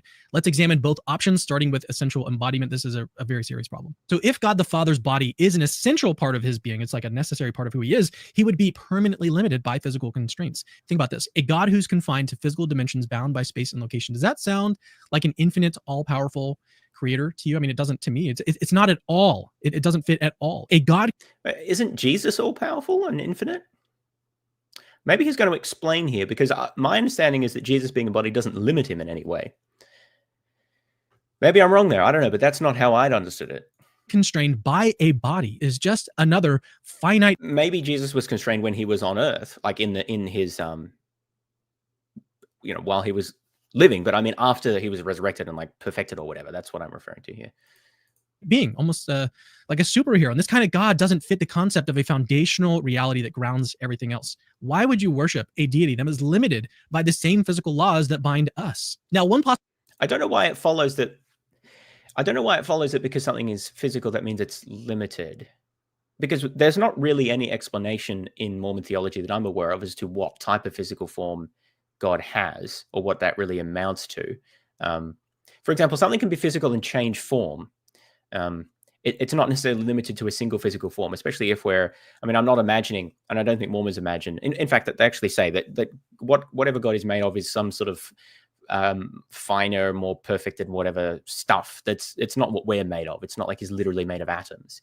Obviously, that wouldn't make very much sense. So maybe there's some issue here on what is actually meant by physical. Because perhaps Cameron is imagining that God is actually made of atoms, in which case, it sort of implies that he's bound by the exact same laws that everything else in the universe is bound by. And I agree that's not really going to work for an all-powerful creator. But I don't think that it's at all incumbent on the Mormon or anyone else who thinks that God is physical to say that is the form of physical matter that makes up God. I thought about this as well. I mean, God could be made of. God could take the form of like vibrations in some sort of, vibrations isn't quite the right word, but like essentially waves in some sort of like fundamental quantum field that subsumes all of reality, right? That way God could exist outside of time and space in that sense, because this quantum field could supersede like the space-time fabric. It could have nothing to do with like four-dimensional space-time. It could exist separately from that. And if it allowed God to sort of take on any form, I mean, this is all very theoretical, right? But I'm using my imagination, which is something Cameron doesn't seem to be very good at here. If this allows God to take on any form and interact with the physical world in any way he wants, then I'm not really sure it's going to limit him in any way. Maybe there's metaphysical impossibilities, but the thing is that Christians tend to think this as well, like about God's relationship to time, for example. There's different views on that, or God's relationship to different types of possibility. So there may be metaphysical limitations on God, even if, well, pretty much everyone accepts some sort of metaphysical limitation on God, depending on exactly what your theology is, right? And so that might arise as well if God has some sort of physical form. But the point is, Cameron just really seems to be interpreting this idea of God having a physical body in a really narrow way. And I never understood it that way as a Mormon. It may be that some Mormons do. Like, obviously, you can't rule that out, that Mormons might think about this in a very narrow way, like, oh, he literally is made of atoms. But I don't think that's what Mormonism teaches. And I don't think that is incumbent on anyone who thinks that God is physical to think of it in that narrow way. It's not even clear what the claim amounts to, because the notion of what is physical is not well defined. And so that makes it a bit problematic. But I think that Cameron's argument here that, it just doesn't seem, it seems like that would be too much of a limit on God, and it would limit him to existing within space and time. I don't think that follows. Like, it's just not at all obvious that something that is physical must exist within space and time, unless you define it in that way, which some do, right? But I don't think that's a good definition of physical, because we could imagine types of like quantum interactions, quantum fields or whatever, that don't occur within like four-dimensional space-time. Some such interactions are postulated as actually being the cause of the Big Bang initially. It's all very theoretical, of course, but this is speculative, so we can be speculative. So yeah, I think that's a bad definition, and I think he's just thinking too narrowly here.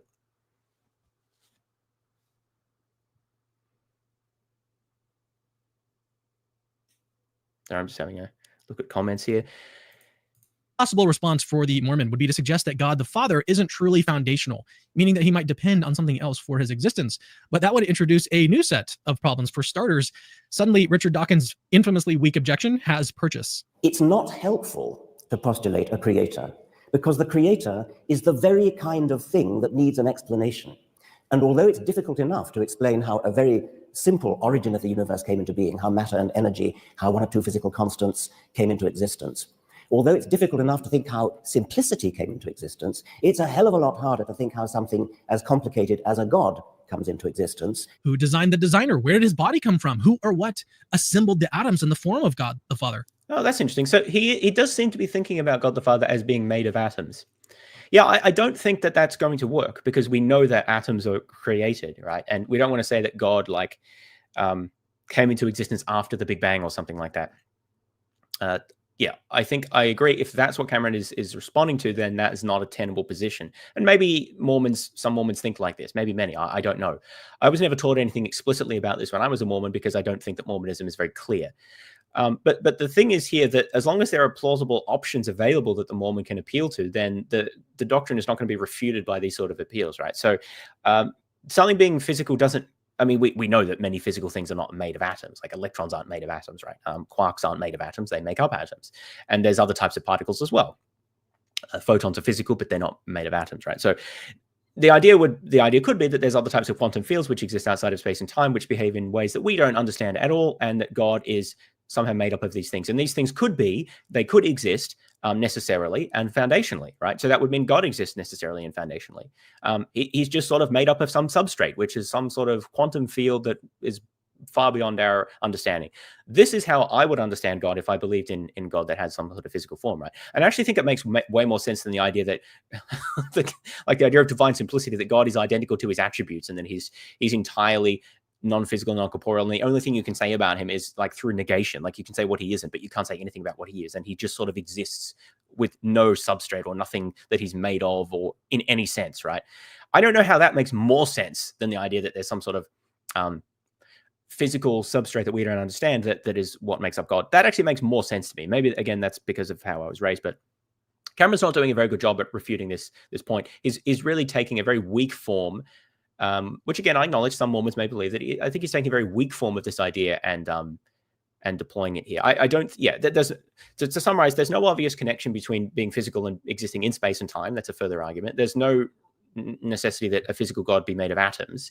And there's no obvious sense in which a physical God need be limited, because any of the limits that you might think would apply would relate to our laws of physics as they exist, but God needn't be limited by those. There could be higher principles that operate that allow him to be much essentially omnipotent in the context of him being able to change shape or change form or exercise whatever causal power he wants by constituting the right set of fluctuations in his in the substrate that makes him up or something like that. I don't know, but Cameron just isn't using his imagination much here, I think.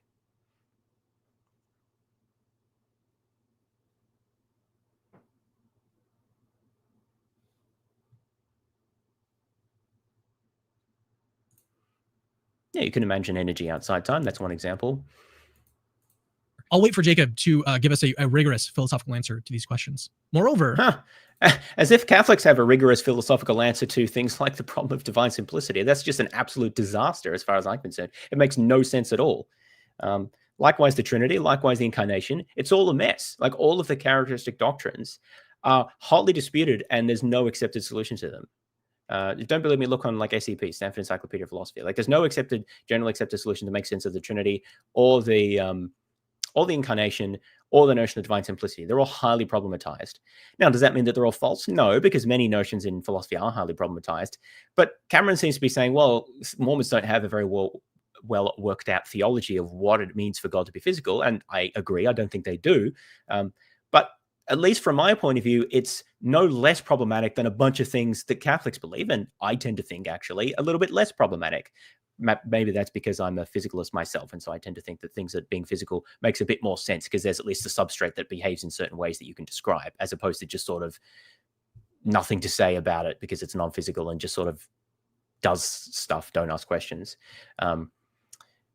Again, so this is where I don't think this is a tu quoque fallacy, right? The argument seems to be we should reject Mormonism because they cannot offer a coherent or plausible or well worked out theory of God's being material, which is central doctrine to their teachings, right? But if the same applies to Catholicism about some of their central doctrines, like the Trinity, like the Incarnation, like divine simplicity, then that is not going to be the inability to provide such a doctrine is not going to be a reason to distinguish between them, because they both suffer the same failing, right? It might be a reason to reject both of them, which it is, but it doesn't distinguish between them, right? So this is why it's not a tu quoque fallacy. It's entirely appropriate to hold Catholicism to the same standard that Cameron is holding Mormonism to. And if Mormonism can't answer some of these fundamental questions, which has not been established that they can't, it's just that at least Jacob hasn't, right? But the inability of Catholicism to offer these answers is should be seen as just as much of a problem. Now, maybe Cameron thinks that Catholicism can make sense of all of these problematic ideas, and he has his preferred understandings of divine simplicity and the Incarnation and Trinity and all that.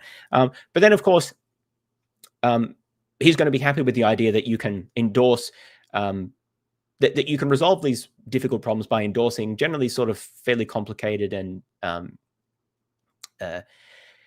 difficult to understand and highly contested theories. And so it's going to be okay if Jacob resolves these problems also by resorting to complicated and hard to understand and highly contested theories, right? So again, this is sometimes what William Lane Craig does. He critiques someone who defends a position in naturalism, for example, by appealing to contested or complex theories.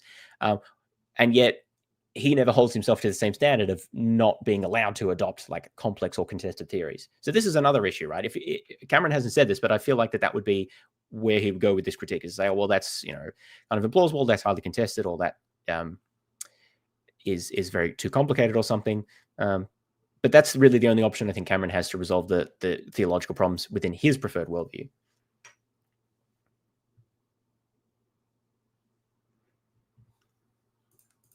If God is dependent on something else, then he isn't truly perfect, because dependency implies a lack or a contingency that perfection cannot include. And without that type of perfection, God would be completely unworthy of worship. I'll wait for Jacob. I don't know why being dependent on something else makes something unworthy of worship. I feel like we need a theory of in virtue of what something is worthy of worship, because I feel like I could worship if I could worship anything, then I could worship a dependent thing. Like, it just depends on the nature of the dependent thing, right? So I don't know. Again, what Cameron really seems to be saying here is it's different to how he's thought about it, therefore he doesn't like it. I know that's not literally what he said, but that really seems to be the substance of, you can't worship something that's made of matter because it's dependent and therefore not worthy of worship. But why though? Also, isn't Jesus made of matter? But let's, I think we're going to get to that. So we'll hold that critique. And again, I think the idea would be, look, if God is embodied in some sense, then the physical substrate that constitutes his embodiment will be part of him. So it's not like he's dependent on something external to him. It will be a dependency of something that's part of him. So I don't know that should be seen as problematic. Again, Cameron seems to be thinking about this in a very simplistic way, that like God is made of atoms and those atoms came into existence through some other process outside of God and they just somehow formed to make God, right? And I agree that is not going to suffice for a traditional understanding of an omnipotent and self-sufficient being, right? If he's made of like pre-existing stuff and formed like in time or something like that. Though there are, that being said, there are different views about the nature of creation, whether God created ex nihilo from nothing or whether God organized existing matter. And that's actually what Mormons believe, that he organized existing matter. So Mormons may be all right with the idea that there are things that exist separately from God. I don't know. Let's suppose that you did believe that. Let's suppose that you thought that there was some other type of unorganized matter that just existed from eternity past, right? Forever. And God didn't create that unorganized matter, but he organized it. Now, suppose you believe that. Would that in any way make God less worthy of worship? I'm not really sure how it would, right? I mean, why does the existence of eternal unorganized matter make God less worthy of worship? Just because he didn't create that stuff, it's just sort of always existed. I'd be very interested to hear what the argument is for that, as to what bearing that has in any way on the moral character of God. To explain why I should bow down and worship a superhuman who lives on another planet. All right, now let's see again. How is this not a straw man? Because Mormons don't believe that God is a superhuman, literally showing Superman here, who, by the way, isn't a human, but that's sort of he's an alien, right? But that isn't what Mormons believe. Or again, there may be some Mormons you can find who believe this, but that isn't a correct characterization of Mormon teachings. And Yeah, he's just mocking. Like, he's just mocking when he does this. I don't know how he can say that he's not straw manning and then just keep straw manning. That just annoys me. Like, stop being a hypocrite. I don't know. I don't know what else to say about that. Let's consider the alternative. Perhaps God the Father's body is contingent as opposed to essential, something. So basically, he like acquired it rather than always had it. Now, here, Mormon theology actually faces an even bigger challenge. Mormon teachings claim that God the Father was once a man who became a god, as Joseph Smith taught in the King Follett Discourse. Before this to work, he would have had to exist spiritually before becoming embodied, which is entirely absent from Mormon scripture. In fact, in Doctrine and Covenants 130, verse 22, it states plainly that the Father has a body of flesh and bones as tangible as man's. There's no mention of a prior spiritual state, which leaves a major gap in this doctrine. Really, does it? The Bible doesn't mention the Trinity. It just implies, well, so Catholics say, it implies the Trinity. Well, so that's what Mormons can say as well. Okay, well, our beliefs about God imply that he had a previous spiritual existence before acquiring a body. And by the way, this teaching about God acquiring a body and living as a man, this is hotly contested in Mormonism, right? So it is true that that has been taught by Mormon prophets, but there doesn't seem to be much agreement on how to interpret what that means. And the contemporary Mormon church seems to have sort of shied away from that a little bit. I think because they're a bit embarrassed about the teaching because they don't know how to make sense of it themselves. So it is, I think it's a tricky one to appeal to because it's just so unclear what is really meant. And you know, if there's a criticism of Mormons, I think it's often that their doctrines are just unclear, that they're not sufficiently developed. And I think that the Mormon hierarchy typically likes to keep it that way because they don't want to tread on anyone's toes or cause schisms or whatever by making clear claims that some people don't like, and so they just sort of keep it vague. And they say, well, we'll find out later when God reveals more or whatever. So, you know, I think that can be a fair critique. But to say that, oh, it's not directly stated in the Mormon scriptures that God had a previous he had a previous spiritual form before acquiring a body, therefore he just can't have, seems to be rather silly to me. There's plenty of things that you can infer from the scriptures. Catholics do that all the time. So why can't Mormons do that? You know, it's a theory that fits the data, right? What's the problem for making an inference like that? Doesn't really make sense to me.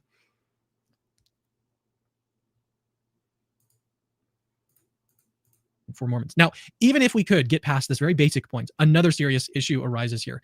If another God elevated God the Father to this state, it leads to a chain of gods needing other gods to achieve divinity, which is basically just an infinite regress of gods. But even an endless line of gods gaining embodiment doesn't explain why the series exists in the first place. I don't really want to get into that here. I don't think you actually need an explanation of that. But also, I don't think Mormons believe, or it's an official teaching, that there's an infinite line of gods like that. There are maybe Mormons who think that. I don't think that's actually official doctrine. And I do think that there is an inconsistency here. It's hard to understand how God was once like us and then became perfected, whilst not also implying that there was someone over him. But I'm pretty sure that the Mormon church does not acknowledge that there was anyone like over God.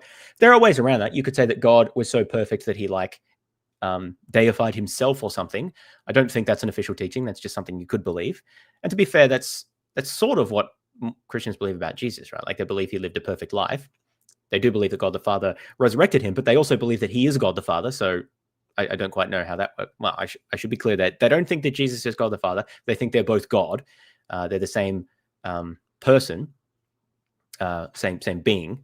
It's three persons in one being, right? I always get it mixed up as to which words are the right ones to use. But the point is, you could go for a model like that, where God like started off existing in a spiritual form, perfected himself, and then he becomes like the big man and then creates everything else. I don't know.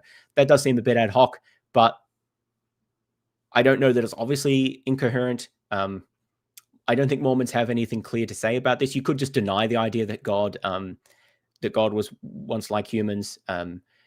I think that that's another possibility as well, because it's sort of unclear what that teaching means. You can interpret it metaphorically. You'd have to talk to someone more knowledgeable about these things than me to see how the top Mormon thinkers think about this, because I think that it is an issue, right? But I don't think it's less of an issue than similar problems in Catholicism, and often they're resolved simply by fiat. Like, you know, the scriptures say that God is not a man, but they also say that Jesus is God, and they say that Jesus is a man. How are those consistent? Well, they just are. Shut up. why does this infinite gods creating other gods setup exist at all? Mormons actually have no possible answer to this. By contrast, we don't have any. See, no possible answers. That's where I'm going to differ. Like, they may not have a very plausible answer or a well worked out one, but there's always possible answers, right? Come on. You can always come up with something if you use your imagination. This in Christianity. In Christianity, Jesus' incarnation doesn't require an endless regress to make him divine. It's a purposeful, voluntary act. Unlike the dilemma in Mormonism. Well, hang on. Why can't God becoming incarnate? Like, if Mormons believe God the Father became incarnate, couldn't they believe that that was a purposeful, voluntary act? I don't understand how that's in tension with anything that he said about their teaching. The only issue that he raised there was the idea of an infinite chain of gods, which I agree is problematic. Although I don't think it's impossible, really. That it's just that I don't think that's what Christianity teaches, and I don't think that's what Mormons teach. So you're going to have to work a way around that one. I would personally just reject the idea that God was like once a person who had a god over him, and therefore you get rid of the chain. There's potentially other ways around that. But the point is, Cameron here is saying that there's a problem because, sorry, he's saying that Christianity doesn't face the same problem because in like Catholicism, Jesus incarnating was a purposeful voluntary act. But that's true in Mormonism as well, and it could be true for God the Father in Mormonism as well. So the response that he's giving doesn't match the alleged problem.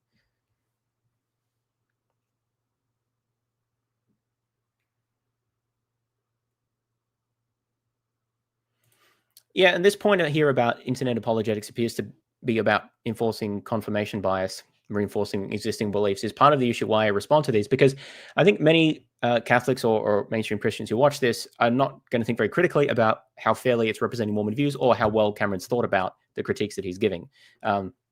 Like, they'll hear, oh, God has a body, and they'll maybe interpret it like Cameron does, as in God is made of atoms that came into existence with the Big Bang, which I think is a bit of a silly view, and they'll reject it. And they won't necessarily think, and they're not encouraged by Cameron to think, well, is that what Mormons think, or is that what Mormons have to think? Is there a different way to understand the idea that God has a physical substance?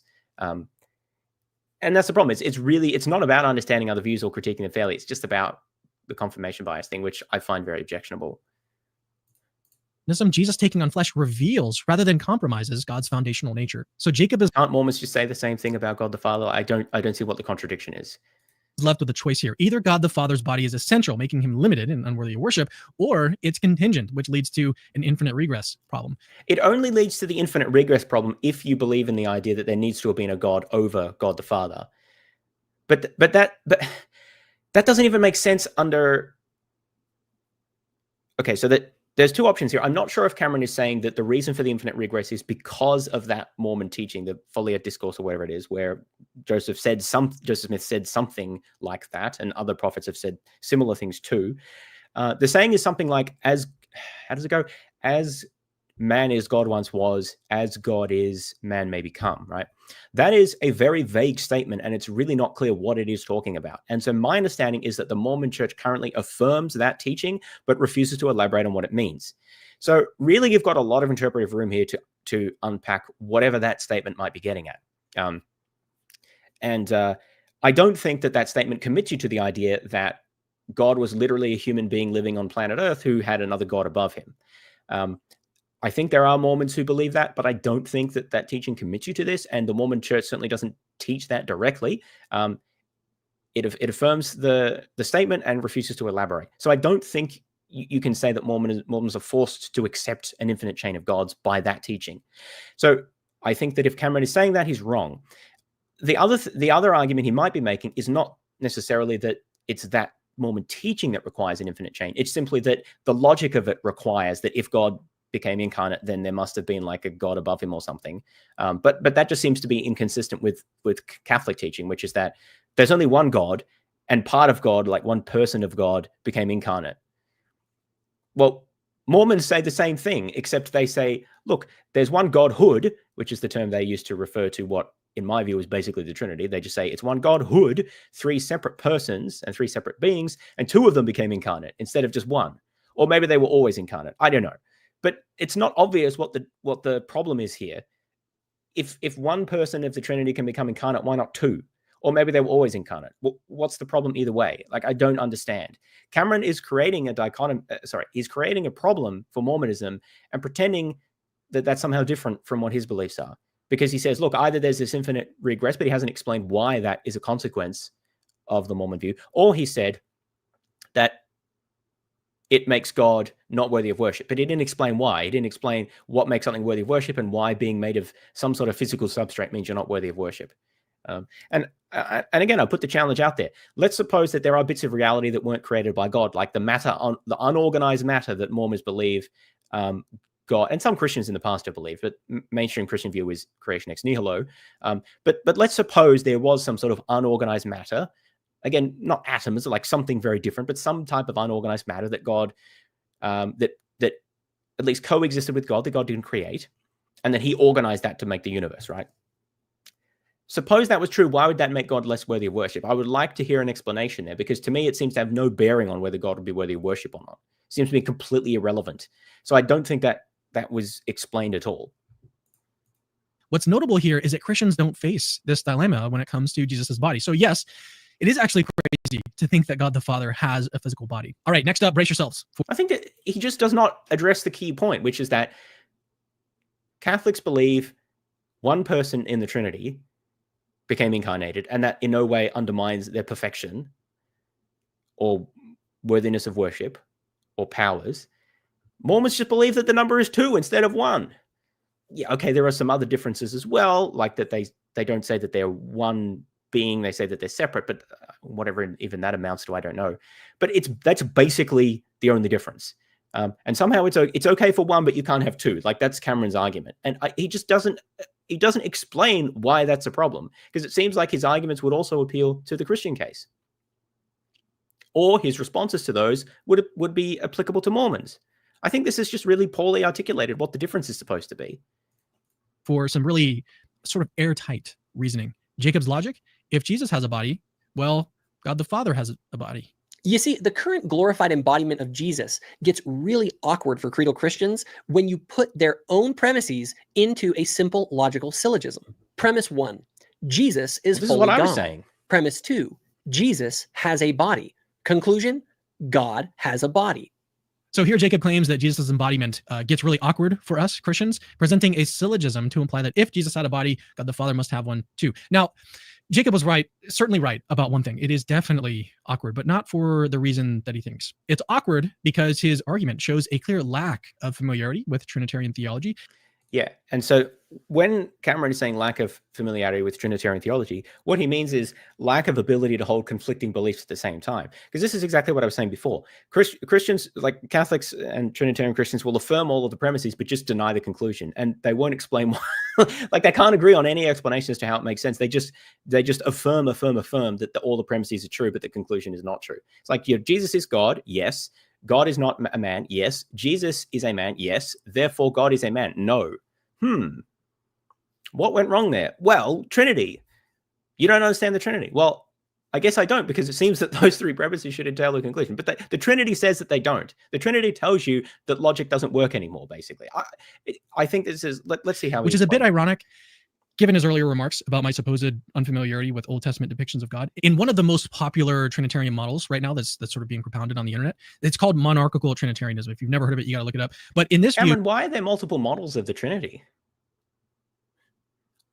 If it's so clear and obvious, why do we need multiple models of it? That's an interesting thought.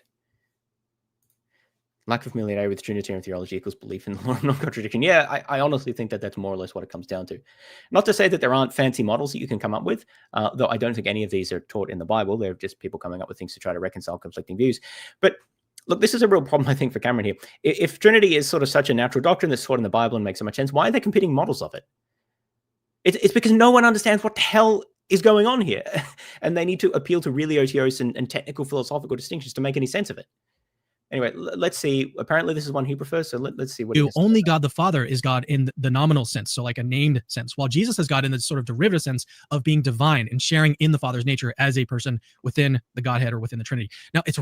Okay, so this theory is just to deny what Christians have always said, which is Jesus is God. Not that Jesus is like kind of sort of God, but not really. So this is why I find models of the Trinity amusing, because the ones I've seen, like this example, they always just amount to denying one of the premises that are in conflict, right? Like with their words, they say, yeah, it's sort of true, but it's not really true. Like Jesus isn't really God in the nominal sense, like as in the ordinary sense that it says it in the Bible. It's in some sort of technical derivative sense, which ironically is kind of exactly what Mormons believe. They just use the word Godhood instead of God, right? They say that the Godhood consists of three distinct personages and who have their own distinct beings: God the Father, Jesus, and the Holy Spirit. They say God the Father and Jesus are embodied. The Holy Spirit is not. They're all united in purpose and in goal, in their goals as being part of the Godhood. Now that sounds almost exactly, except for the part that God the Father doesn't have a body, that sounds almost exactly like what Cameron has said here. It's true that some of the words are different. Mormons say Godhood, they don't say God, and they don't use the word Trinity. I don't know what what other differences there actually are in substance here. It seems like Cameron is just abandoning the actual notion that, yes, they are all God, and denying that by saying, well, they're not really all God. Like we use the word God, but they're not really all God. It's really just God the Father that's God. Right there, also in the creed that predates Joseph Smith's musings by 1,500 years. Let's just look at it. I believe in one God, the Father. So if we adjust the syllogism that he originally presented to reflect this act, you see, all you had to do was look at the creed, which says, I believe in one God. And that tells you it's one God. Now, never mind that the Bible also says, or the Bible says, that Jesus is a man, and it says that Jesus is God, and it says that God is not a man. So never mind that, which is an obvious contradiction. Just because it says that there's one God, which is God the Father, that means that all the other places where it says that Jesus is God, well, it must mean that he's God in some sort of different sense, in a derivative sense, not in a nominal sense. So that just sounds like it's not the Trinity anymore. You've now changed it to something else. Because the Mormon is basically going to be happy with that. They'll just change out a few words. They won't say Trinity, and they'll say Godhood instead of God. And basically we're there. That's what Mormons believe. This is why I've never understood this huge deal that's made about the Trinity, because the Trinity doesn't make any sense, and the only attempts to make sense of it make it, at least I think many of them, make it consistent with Mormon teachings. Maybe this is a hot take. Like, I've just never understood what the dispute is supposed to amount to, because the Trinity is so unclear. And when it's explicated, it sounds like exactly Mormon theology, with just a few words substituted out. And God the Father not having a body. That is one other difference, but I don't know that that's intrinsic to the distinction of the Trinity. Again, it sounds like what Cameron believes is that there are three different beings. God the Father is like, he's really God in the nominal sense. And the Holy Spirit and Jesus are gods in a derivative sense. They like participate in his godliness or whatever. I don't freaking know what that means. And Jesus is incarnated. The Holy Spirit is not, right? Mormons believe that there is God the Father, who is God, right? And then there's Jesus and the Holy Spirit, which participate with him in a somewhat subordinated, but also kind of equal way, in being the Godhood, right? And Jesus is incarnated and God is incarnated or has a body, right? What is the difference? What is the actual difference between these positions? Apart from a couple of words that are used differently. It seems to me that it amounts to almost exactly the same thing conceptually. And yet it's on this basis that Cameron's going to say that Mormons aren't Christians because they don't believe in the Trinity. When you break it down, what they actually believe is almost exactly the same. The main difference being that God is not incarnated, so Mormons have two incarnated and the Catholics have one incarnated. That's like the big difference that I just don't get it. I think that it's entirely wishful thinking to want to just say that Mormons aren't Christians and to make a bigger difference than there really is. I don't see what the profound distinction is supposed to be, that is okay to be a Catholic but not okay to be a Mormon. accurately, it would actually read, Jesus is fully divine, Jesus had a body, therefore God the Father has a body. But this revised syllogism is clearly logically invalid, and it should. Yeah, but the thing is, so the problem with that is Christians affirm these two premises.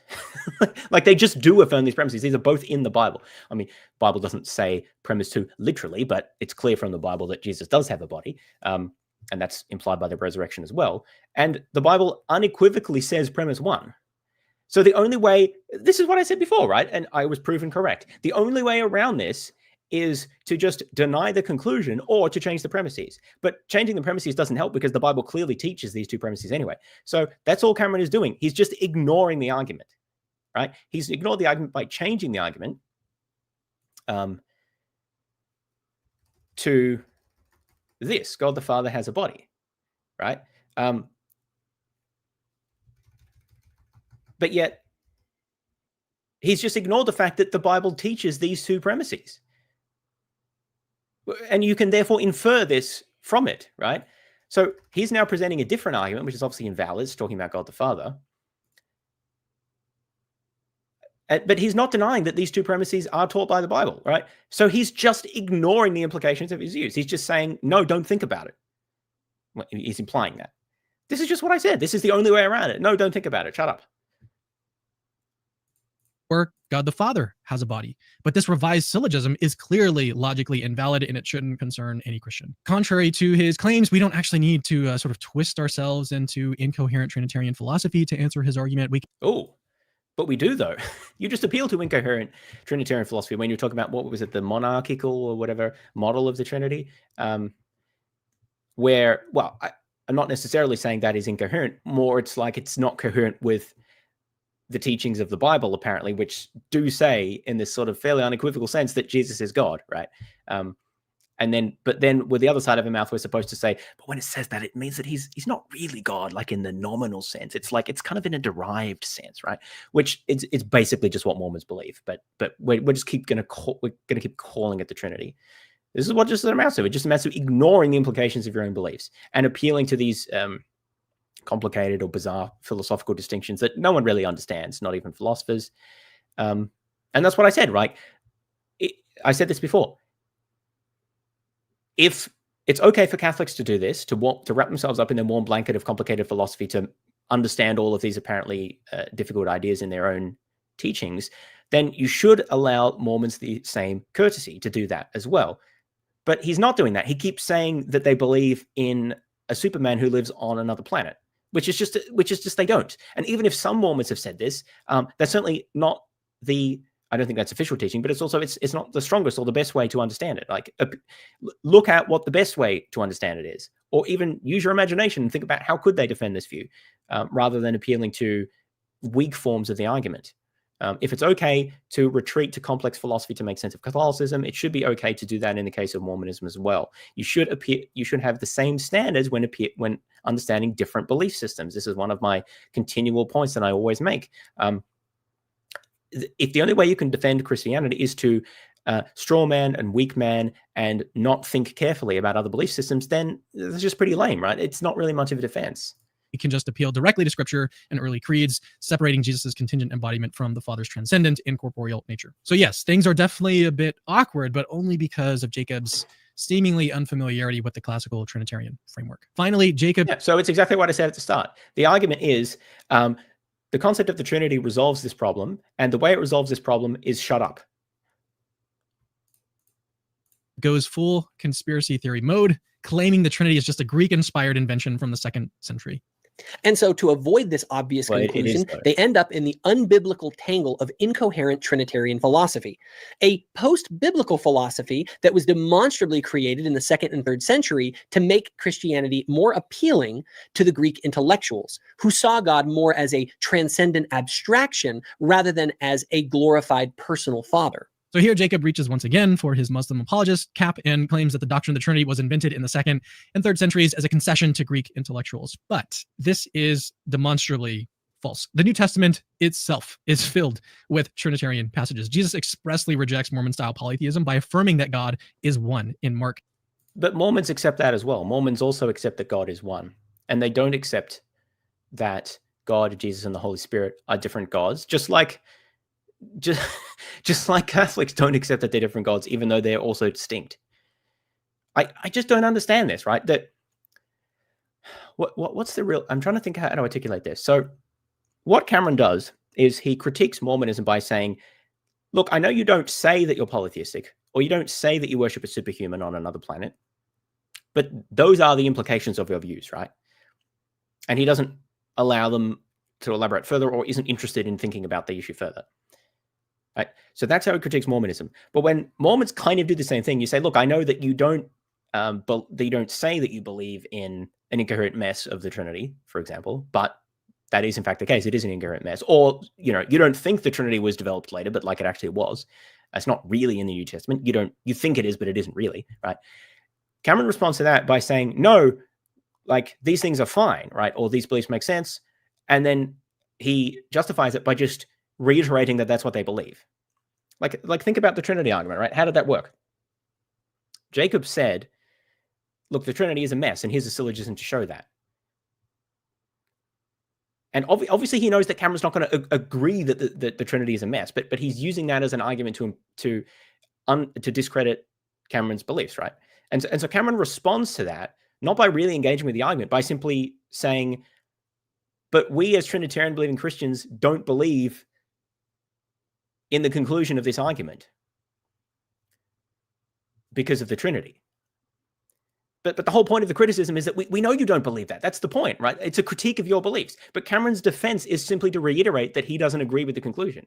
Do you see how he's done that? Like, it like sounds so silly, but I think that is exactly what he's done. Let's go back to that argument again. Where is it? I think this is clearest in this case here. Right. So this argument is not being advocated because like Jacob thinks that Cameron's going to agree with this conclusion or something like that. It's being advocated as a way to undercut or to critique Trinitarian belief, right? But Cameron's only response was to say, we don't agree, we as Catholics don't agree with this conclusion because of the doctrine of the Trinity. Now, he did appeal sort of vaguely to the idea that, well, one understanding of that is that Jesus isn't really God in the nominal sense. But he didn't really seem to commit to that because then the way he actually refuted this argument is just to change the conclusion, which actually is irrelevant because for any set of premises, there's an infinite number of conclusions that don't follow from the premises. What he should have actually done on the basis of that like appeal to monarchic Trinity is actually to change the first premise that Jesus isn't fully God. He's not really God. He's like God in a derivative sense. That's actually what he said, but he knows that's not going to play well because Christians affirm P1 and the Bible clearly affirms P1. So instead, he whistles out of it by just kind of ignoring what he said about monarchical Trinity, whatever, and changes the conclusion here, which he can then reject as obviously being irrelevant. So the response is basically just saying, but we believe in the Trinity. But the critic knows you believe in the Trinity, and that's the point of this objection. It's not enough just to say that you don't believe it.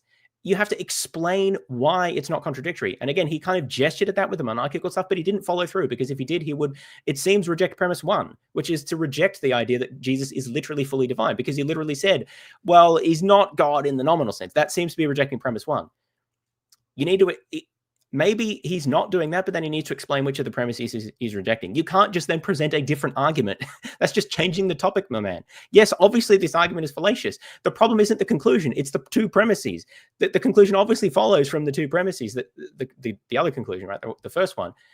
You got to reject one of the premises. You can't, if you don't like an argument that is sound, you can't just reject the conclusion. You have to reject one of the premises or say something about why it's okay. Why the conclusion doesn't follow from the premises. But all he really did is say, I don't like the conclusion, and the reason I don't like it is because I'm a Trinitarian. So he doesn't actually respond to the argument. He just acknowledges that he disagrees with it and then says the word that corresponds to the aspect of his belief, Trinity, which is why he doesn't agree with it. And he's doing the same thing here, right? Oops. Two alleged prophets. Sorry about that. I don't know what happened there. I got too excited and somehow clicked off the video. Why should... Father has a body. Okay, here we go. You see, the current... And the same thing happens at the end here, right? He's now appealing to just... So the critique was raised that, look, the Trinity, the concept of the Trinity is not actually in the Bible. It was developed later to make sense of things in a philosophically comfortable way, right, for the people it was trying to appeal to. And instead of actually addressing that argument from a historical point of view as to like what actually happened, what the records are, or addressing the point that like the Trinity is not clearly explicated in the Bible and is more of an interpretation that's put onto it, he just says, no, we believe the Trinity is in the Bible, and then appeals to passages that Trinitarians interpret as being referring to the Trinity. So again, his response to address a criticism is to simply reiterate that he doesn't agree with the conclusion of the criticism and then cite some Bible passages or cite a name of a doctrine that constitutes his disbelief, right? This is not actually how you respond to an argument. To respond to an argument, you need to identify key premises or key steps in the reasoning and explain where they go wrong or why they're false, right? It's not enough just to identify the conclusion and then say, I disagree with this because I think differently. Like, because, oh, no, I don't agree that God the Father has a body because I'm a Trinitarian, and you don't understand the doctrine of the Trinity. That doesn't actually refute the point, because the whole argument is designed to undermine the Trinity doctrine. Likewise, appealing to passages in the Bible that you interpret as, that you, Cameron, as a Catholic, interpret as appealing to the Trinity isn't going to be convincing to someone who's just made the point that the Trinity was not actually in the Bible because it's not explicated explicitly. Rather, it was developed later. You need to actually address that point on its head, like talk about the historical development of the doctrine and the debates that we had around it, right? And acknowledge the point that the concept is not directly articulated there. But he doesn't. He just says, no, we interpret these passages like we affirm that there's one God. Look, it says so in the creed, right? So that just refutes any point that might be raised in contradiction of that. So the flip side to this would be if Jacob was to defend his points by just citing things that Mormons believe, like, oh no, we're not polytheists because we affirm that there is only one God, right? And maybe he points to the Doctrine and Covenants or to the Articles of Faith or something like that, where it says that they believe in one God, right? And then he says, no, we don't believe that God is a superhuman, and he points to a passage that says that. Like, that would be the flip side as to responding in the way that Cameron is. It's simply to assert that you don't agree with the criticism and then cite a passage or the name of a doctrine that constitutes your disagreement. It doesn't actually explain why the criticism is wrong. It simply reasserts in a slightly more roundabout way the fact that you disagree with it. I hope I'm not belaboring the point too much, but I'm just sort of explaining because I don't think it will be clear to people who watch this video who are fans of Cameron that he hasn't actually addressed these points really at all. Again, the closest he came was when he talked about monarchical theories of, I think monarchical, I hope I'm using the right word there, monarchical theories of the Trinity. And then he sort of addressed the point, but he didn't link it back to the argument. And then he sort of ignored that. And I think that, because if he did, he faces a whole lot of difficult issues, like why are there so many different models of the Trinity, and why that one instead of the others? And does that not imply, if Jesus is not fully God in the nominal sense, that premise one of that argument was false, which seems problematic because the Bible says the opposite, right? And so you get into really delicate interpretive and theological issues that he doesn't want to get into. So he just kind of ignores that, right? And he makes it seem like he's responded to the argument, but really he's just reasserted the fact that he disagrees with the conclusions. No, so I just mentioned this, right? Cameron mentioned that, but he didn't really explain anything about it or much about it. And as I said, I thought I was pretty clear about this, right? So, okay, so the monarchical theory of the Trinity, which of the two premises does it reject, right? You can't respond to this argument unless you articulate which of the premises you reject. Or maybe we have to reformulate the whole thing. I don't know. Maybe there's a suppressed premise or something. Like, there's other ways that you can, maybe it's not sound. Maybe it's not valid, I mean. But he gestured at the idea that premise one is false because Jesus is not fully God in the nominal sense and is like derived or something. But then he didn't commit to that, because what he presented at the end was just crossing off the conclusion and changing the conclusion, which in no way responds to the argument, because changing the conclusion doesn't address the fact that the two premises entail that other conclusion. Oh yeah, well, the thing is, yeah, thanks B.S. Lewis. I suspected that might have been the case, but people will accuse me of that. So I want to be very clear. Cameron gestures at an actual response to this, but then doesn't commit. Because I think he knows that will be problematic to say, well, actually, kind of premise one it's not quite true here in the literal, like, nominative sense, technically, because the Bible very clearly teaches this. And so that's not going to play well. So instead, he takes the easy way out and just ignores the point by just writing a different conclusion and saying that it's not valid. Anyway, so I think that's enough on this video. I think that was interesting because it highlights, well, okay, so I found Cameron insufferably smug in this video. Now, maybe if people think I'm insufferably smug, and that's your opinion. I think I have a different style to how Cameron presents himself in this video, which is maybe, I don't know, maybe it's just like sufferably smug and not insufferably. I don't know, but that's really just a tonal issue that I found annoying. More to the point is that I don't think he was fair at all to the Mormon apologist or whoever that he was critiquing. I don't know if he calls himself an apologist, but whatever. So first of all, Cameron does not.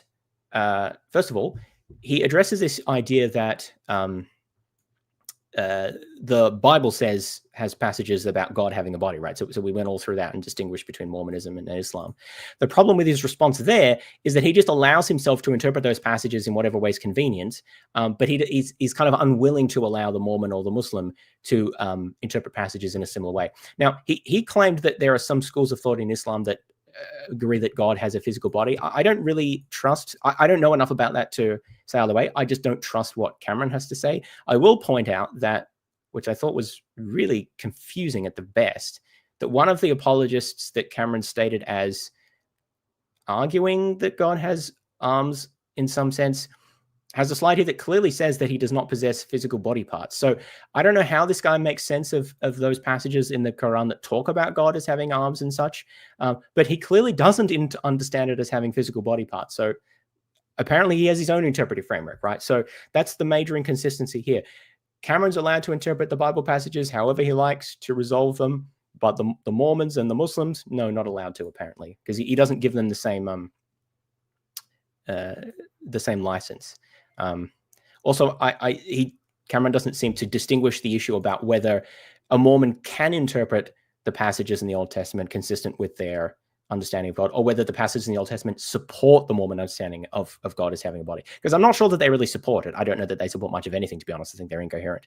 But I think that the Mormon can make sense of them in just as plausible way as the Muslim or the Catholic can in supporting their view about God, because they're so inconsistent and vague, right? So Cameron didn't really distinguish that either. And basically, he's just allowing himself more interpretive license than he allows anyone else. Then there was the issue about Jesus being embodied, right? And the idea that God the Father is embodied and whether that makes sense. And we talked about how Cameron interprets that in a very, I think, in a very simplistic way, which is that God is literally made of atoms.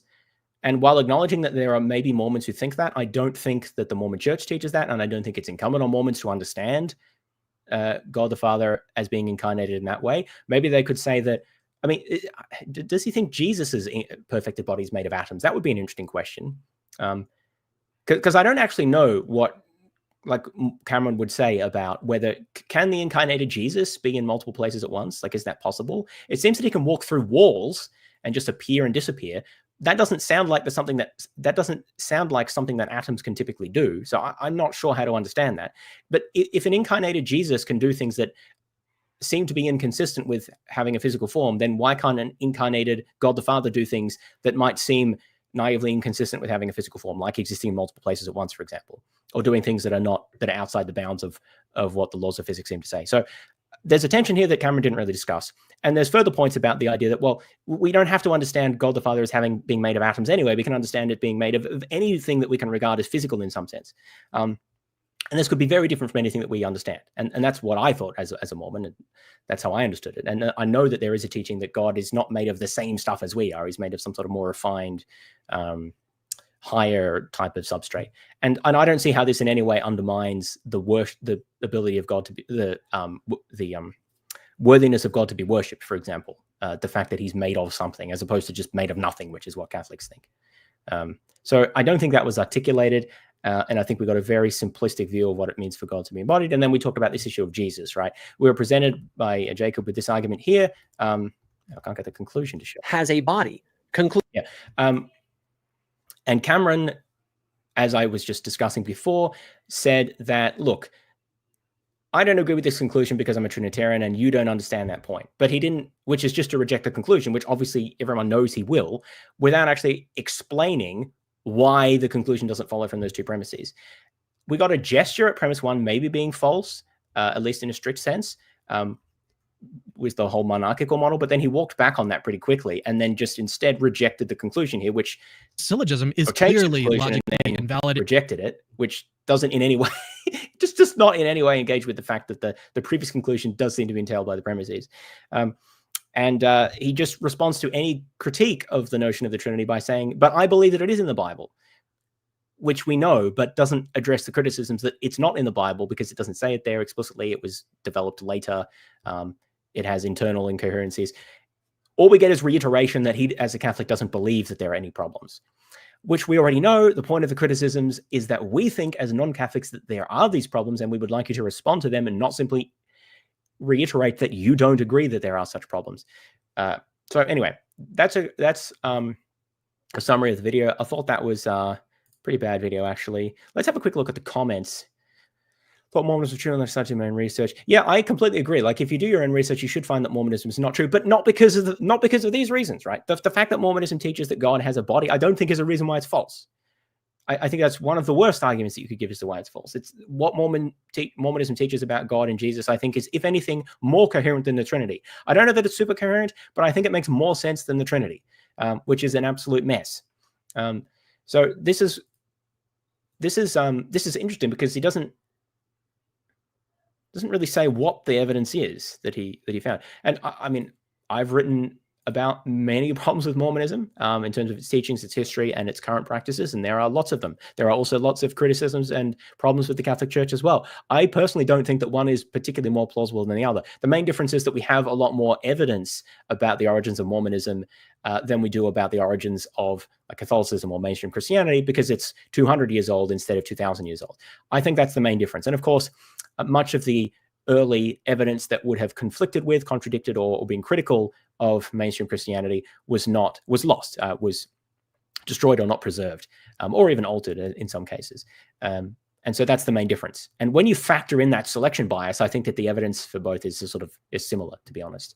But anyway, yeah, I don't think this Trinity issue is a good argument against Mormonism. If early Christians wanted to create a God appealing to the Greeks, they would have come up with a God like the Mormons have, since the Mormon God is basically Zeus.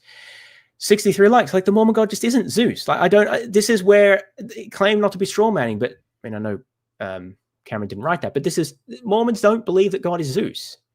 I don't understand how that continues. The difference between what Mormons believe about God and what Catholics believe about God is very small. Mormons believe that God the Father has a body. Catholics do not. Mormons don't really have much of anything to say about what it means for God to have a body, or what form that body takes, or how that limits or changes really God in any way. So I don't know how it's important. The other difference is that they don't use the word Trinity. They talk about Godhood and say, yeah, they're separate beings. They're not the same being, but with three personages. What does any of that even mean that's relevant to anything? I have no idea. It's this desire to just differentiate a group that they think is weird by strawmanning ridiculously and not explaining what the actual difference lies in.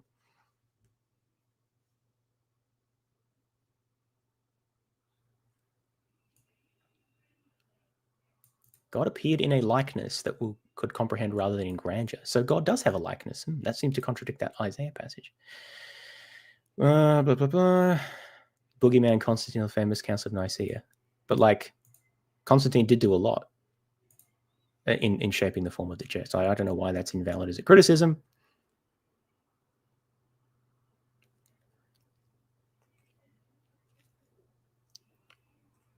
Yeah, it'd be great to have Jacob on to chat with Cameron. That would be a really interesting discussion, which I'd love to,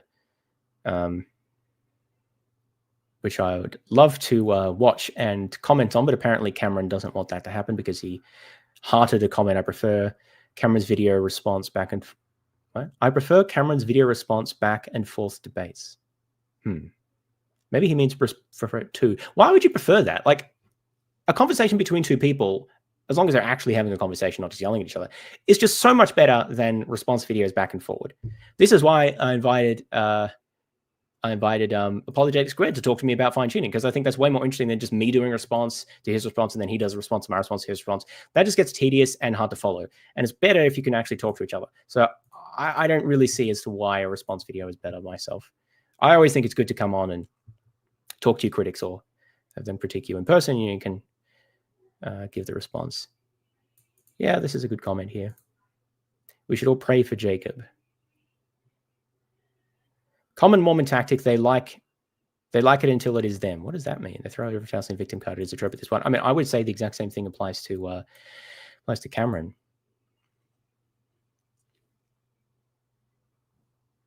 Oh, this is Jacob. Why don't we just talk to each other instead of at each other? Oh yeah, let's see what Cameron says. I see what you're doing here. Challenge me publicly when you could have easily reached out privately. As you'll likely know, I'm highly selective about the formal debates I engage in. When does he ever engage in a formal debate? Frankly, Mormonism is too fringe and easily refuted to take precedence over more pressing content. You're like demons. What an absolute joke. Also, to clarify, response videos are a way of talking to each other rather than at each other. I don't think so, because response video isn't directed to the person. It's directed to your audience. It's a very different format. However, still looking for debate. I'm happy to host a discussion between you and I don't know who that is. His priorities align with engaging in this type of debates. Okay, that's fine if he wants to talk to someone else. This is such a self-satisfied thing. Frankly, for Mormonism is too fringe. I'm more busy and too busy with other things like demons and possession. You didn't refute Mormonism. You just showed how much you don't like it and are trying to argue it against how you understand it instead of what we actually believe. Yeah. There's lots of good arguments against Mormonism. Cameron hasn't made any, as far as I could say. If anyone's interested, by the way, I think the best arguments against Mormonism are appealing to historical inaccuracies in the Book of Mormon, as well as problems with the translation of the Book of Abraham, changes to doctrines by the Mormon Church over the years, which are not supposed to happen, with things like temple ordinances. Those are the three main things that I think are explicit evidence against the key teachings. There's issues with the character of Joseph Smith. I personally regard those as equivocal, because basically, look, I mean, this is getting a bit off topic, but many Christians apparently think that God can use Trump as an important and powerful instrument, right? So if God can use someone like Trump, is it so unbelievable that God couldn't, in a different context, use someone who was a former like treasure hunter as a prophet? Like Joseph Smith was a treasure hunter. I don't know that that means that he couldn't be a prophet. Like that just seems to be underdetermined by your theory of whom God selects to be prophets. And, you know, especially for someone like Cameron as a Catholic, you look at some of the popes over the years. Why is it so implausible that God could choose a treasure hunter to be a prophet? So I personally have never found those arguments to be very convincing, because they seem more to be just guilt by association rather than actually arguing about whether he was a prophet or not. I think it's better to just look at, are his claimed prophecies plausible, like the Book of Mormon, translation of the Book of Abraham, and other things about changes in church ordinances and things like how the revealed church has behaved over the years. And I think that's where you run into problems. But that's just my take. Of course, people will read things differently. But I do think that mainstream Christians are very inconsistent in how they treat their own history and versus how they treat Mormon history, and the sort of license that they give to disproprieties or other things happening in their own history versus Mormon history, where everything's interpreted in a very negative way and they just make fun of things that they don't like. And I think it just reveals the fact that they're just no different to anyone else. They just make fun of things that they think are silly, even where they have just as many silly beliefs themselves.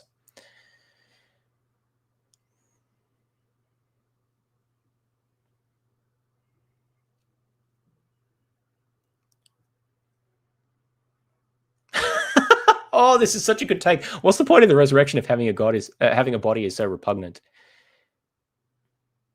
How is a body considered limited if Jesus could perform miracles and embody divinity in a physical form? This is exactly what I was thinking. These are just obvious points here that Cameron doesn't address. And it'll be really interesting to hear a discussion between Cameron and Jacob about these issues and how they understand them. That's how you actually make progress and understand different positions, right? And work through things.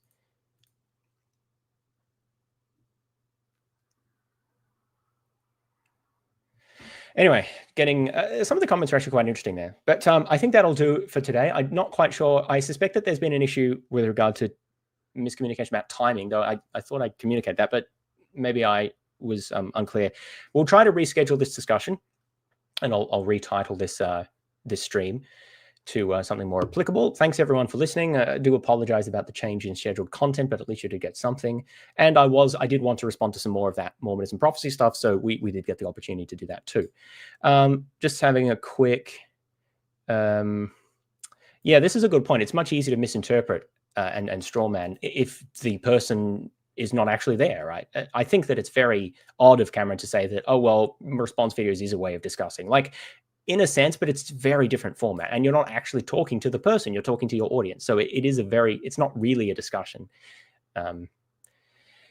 So yeah, it's disappointing. It doesn't surprise me that Cameron's not willing to do that. But his haughty attitude there is, well, Mormonism is too fringe, like as if Christianity wasn't fringe when it started. Like, again, this idea that it's more, anyway, I just really dislike that attitude. Anyway. I wanted to check out your writing on LDS, but it turns out your essay while left Mormonism became an atheist son of it. What? Okay, I'll have to check that. Thanks for raising that. I don't know why it would be unavailable. It's probably just a broken link, so I'll look into that. Yeah, thanks for raising that with me. Yeah, thanks everyone. So in terms of what's coming next for the channel, so there will be another Bad Apologetics coming, another couple we have in the pipeline. There is a response to what is it, Habermas's book. Well, I guess there's a couple of volumes of it out now.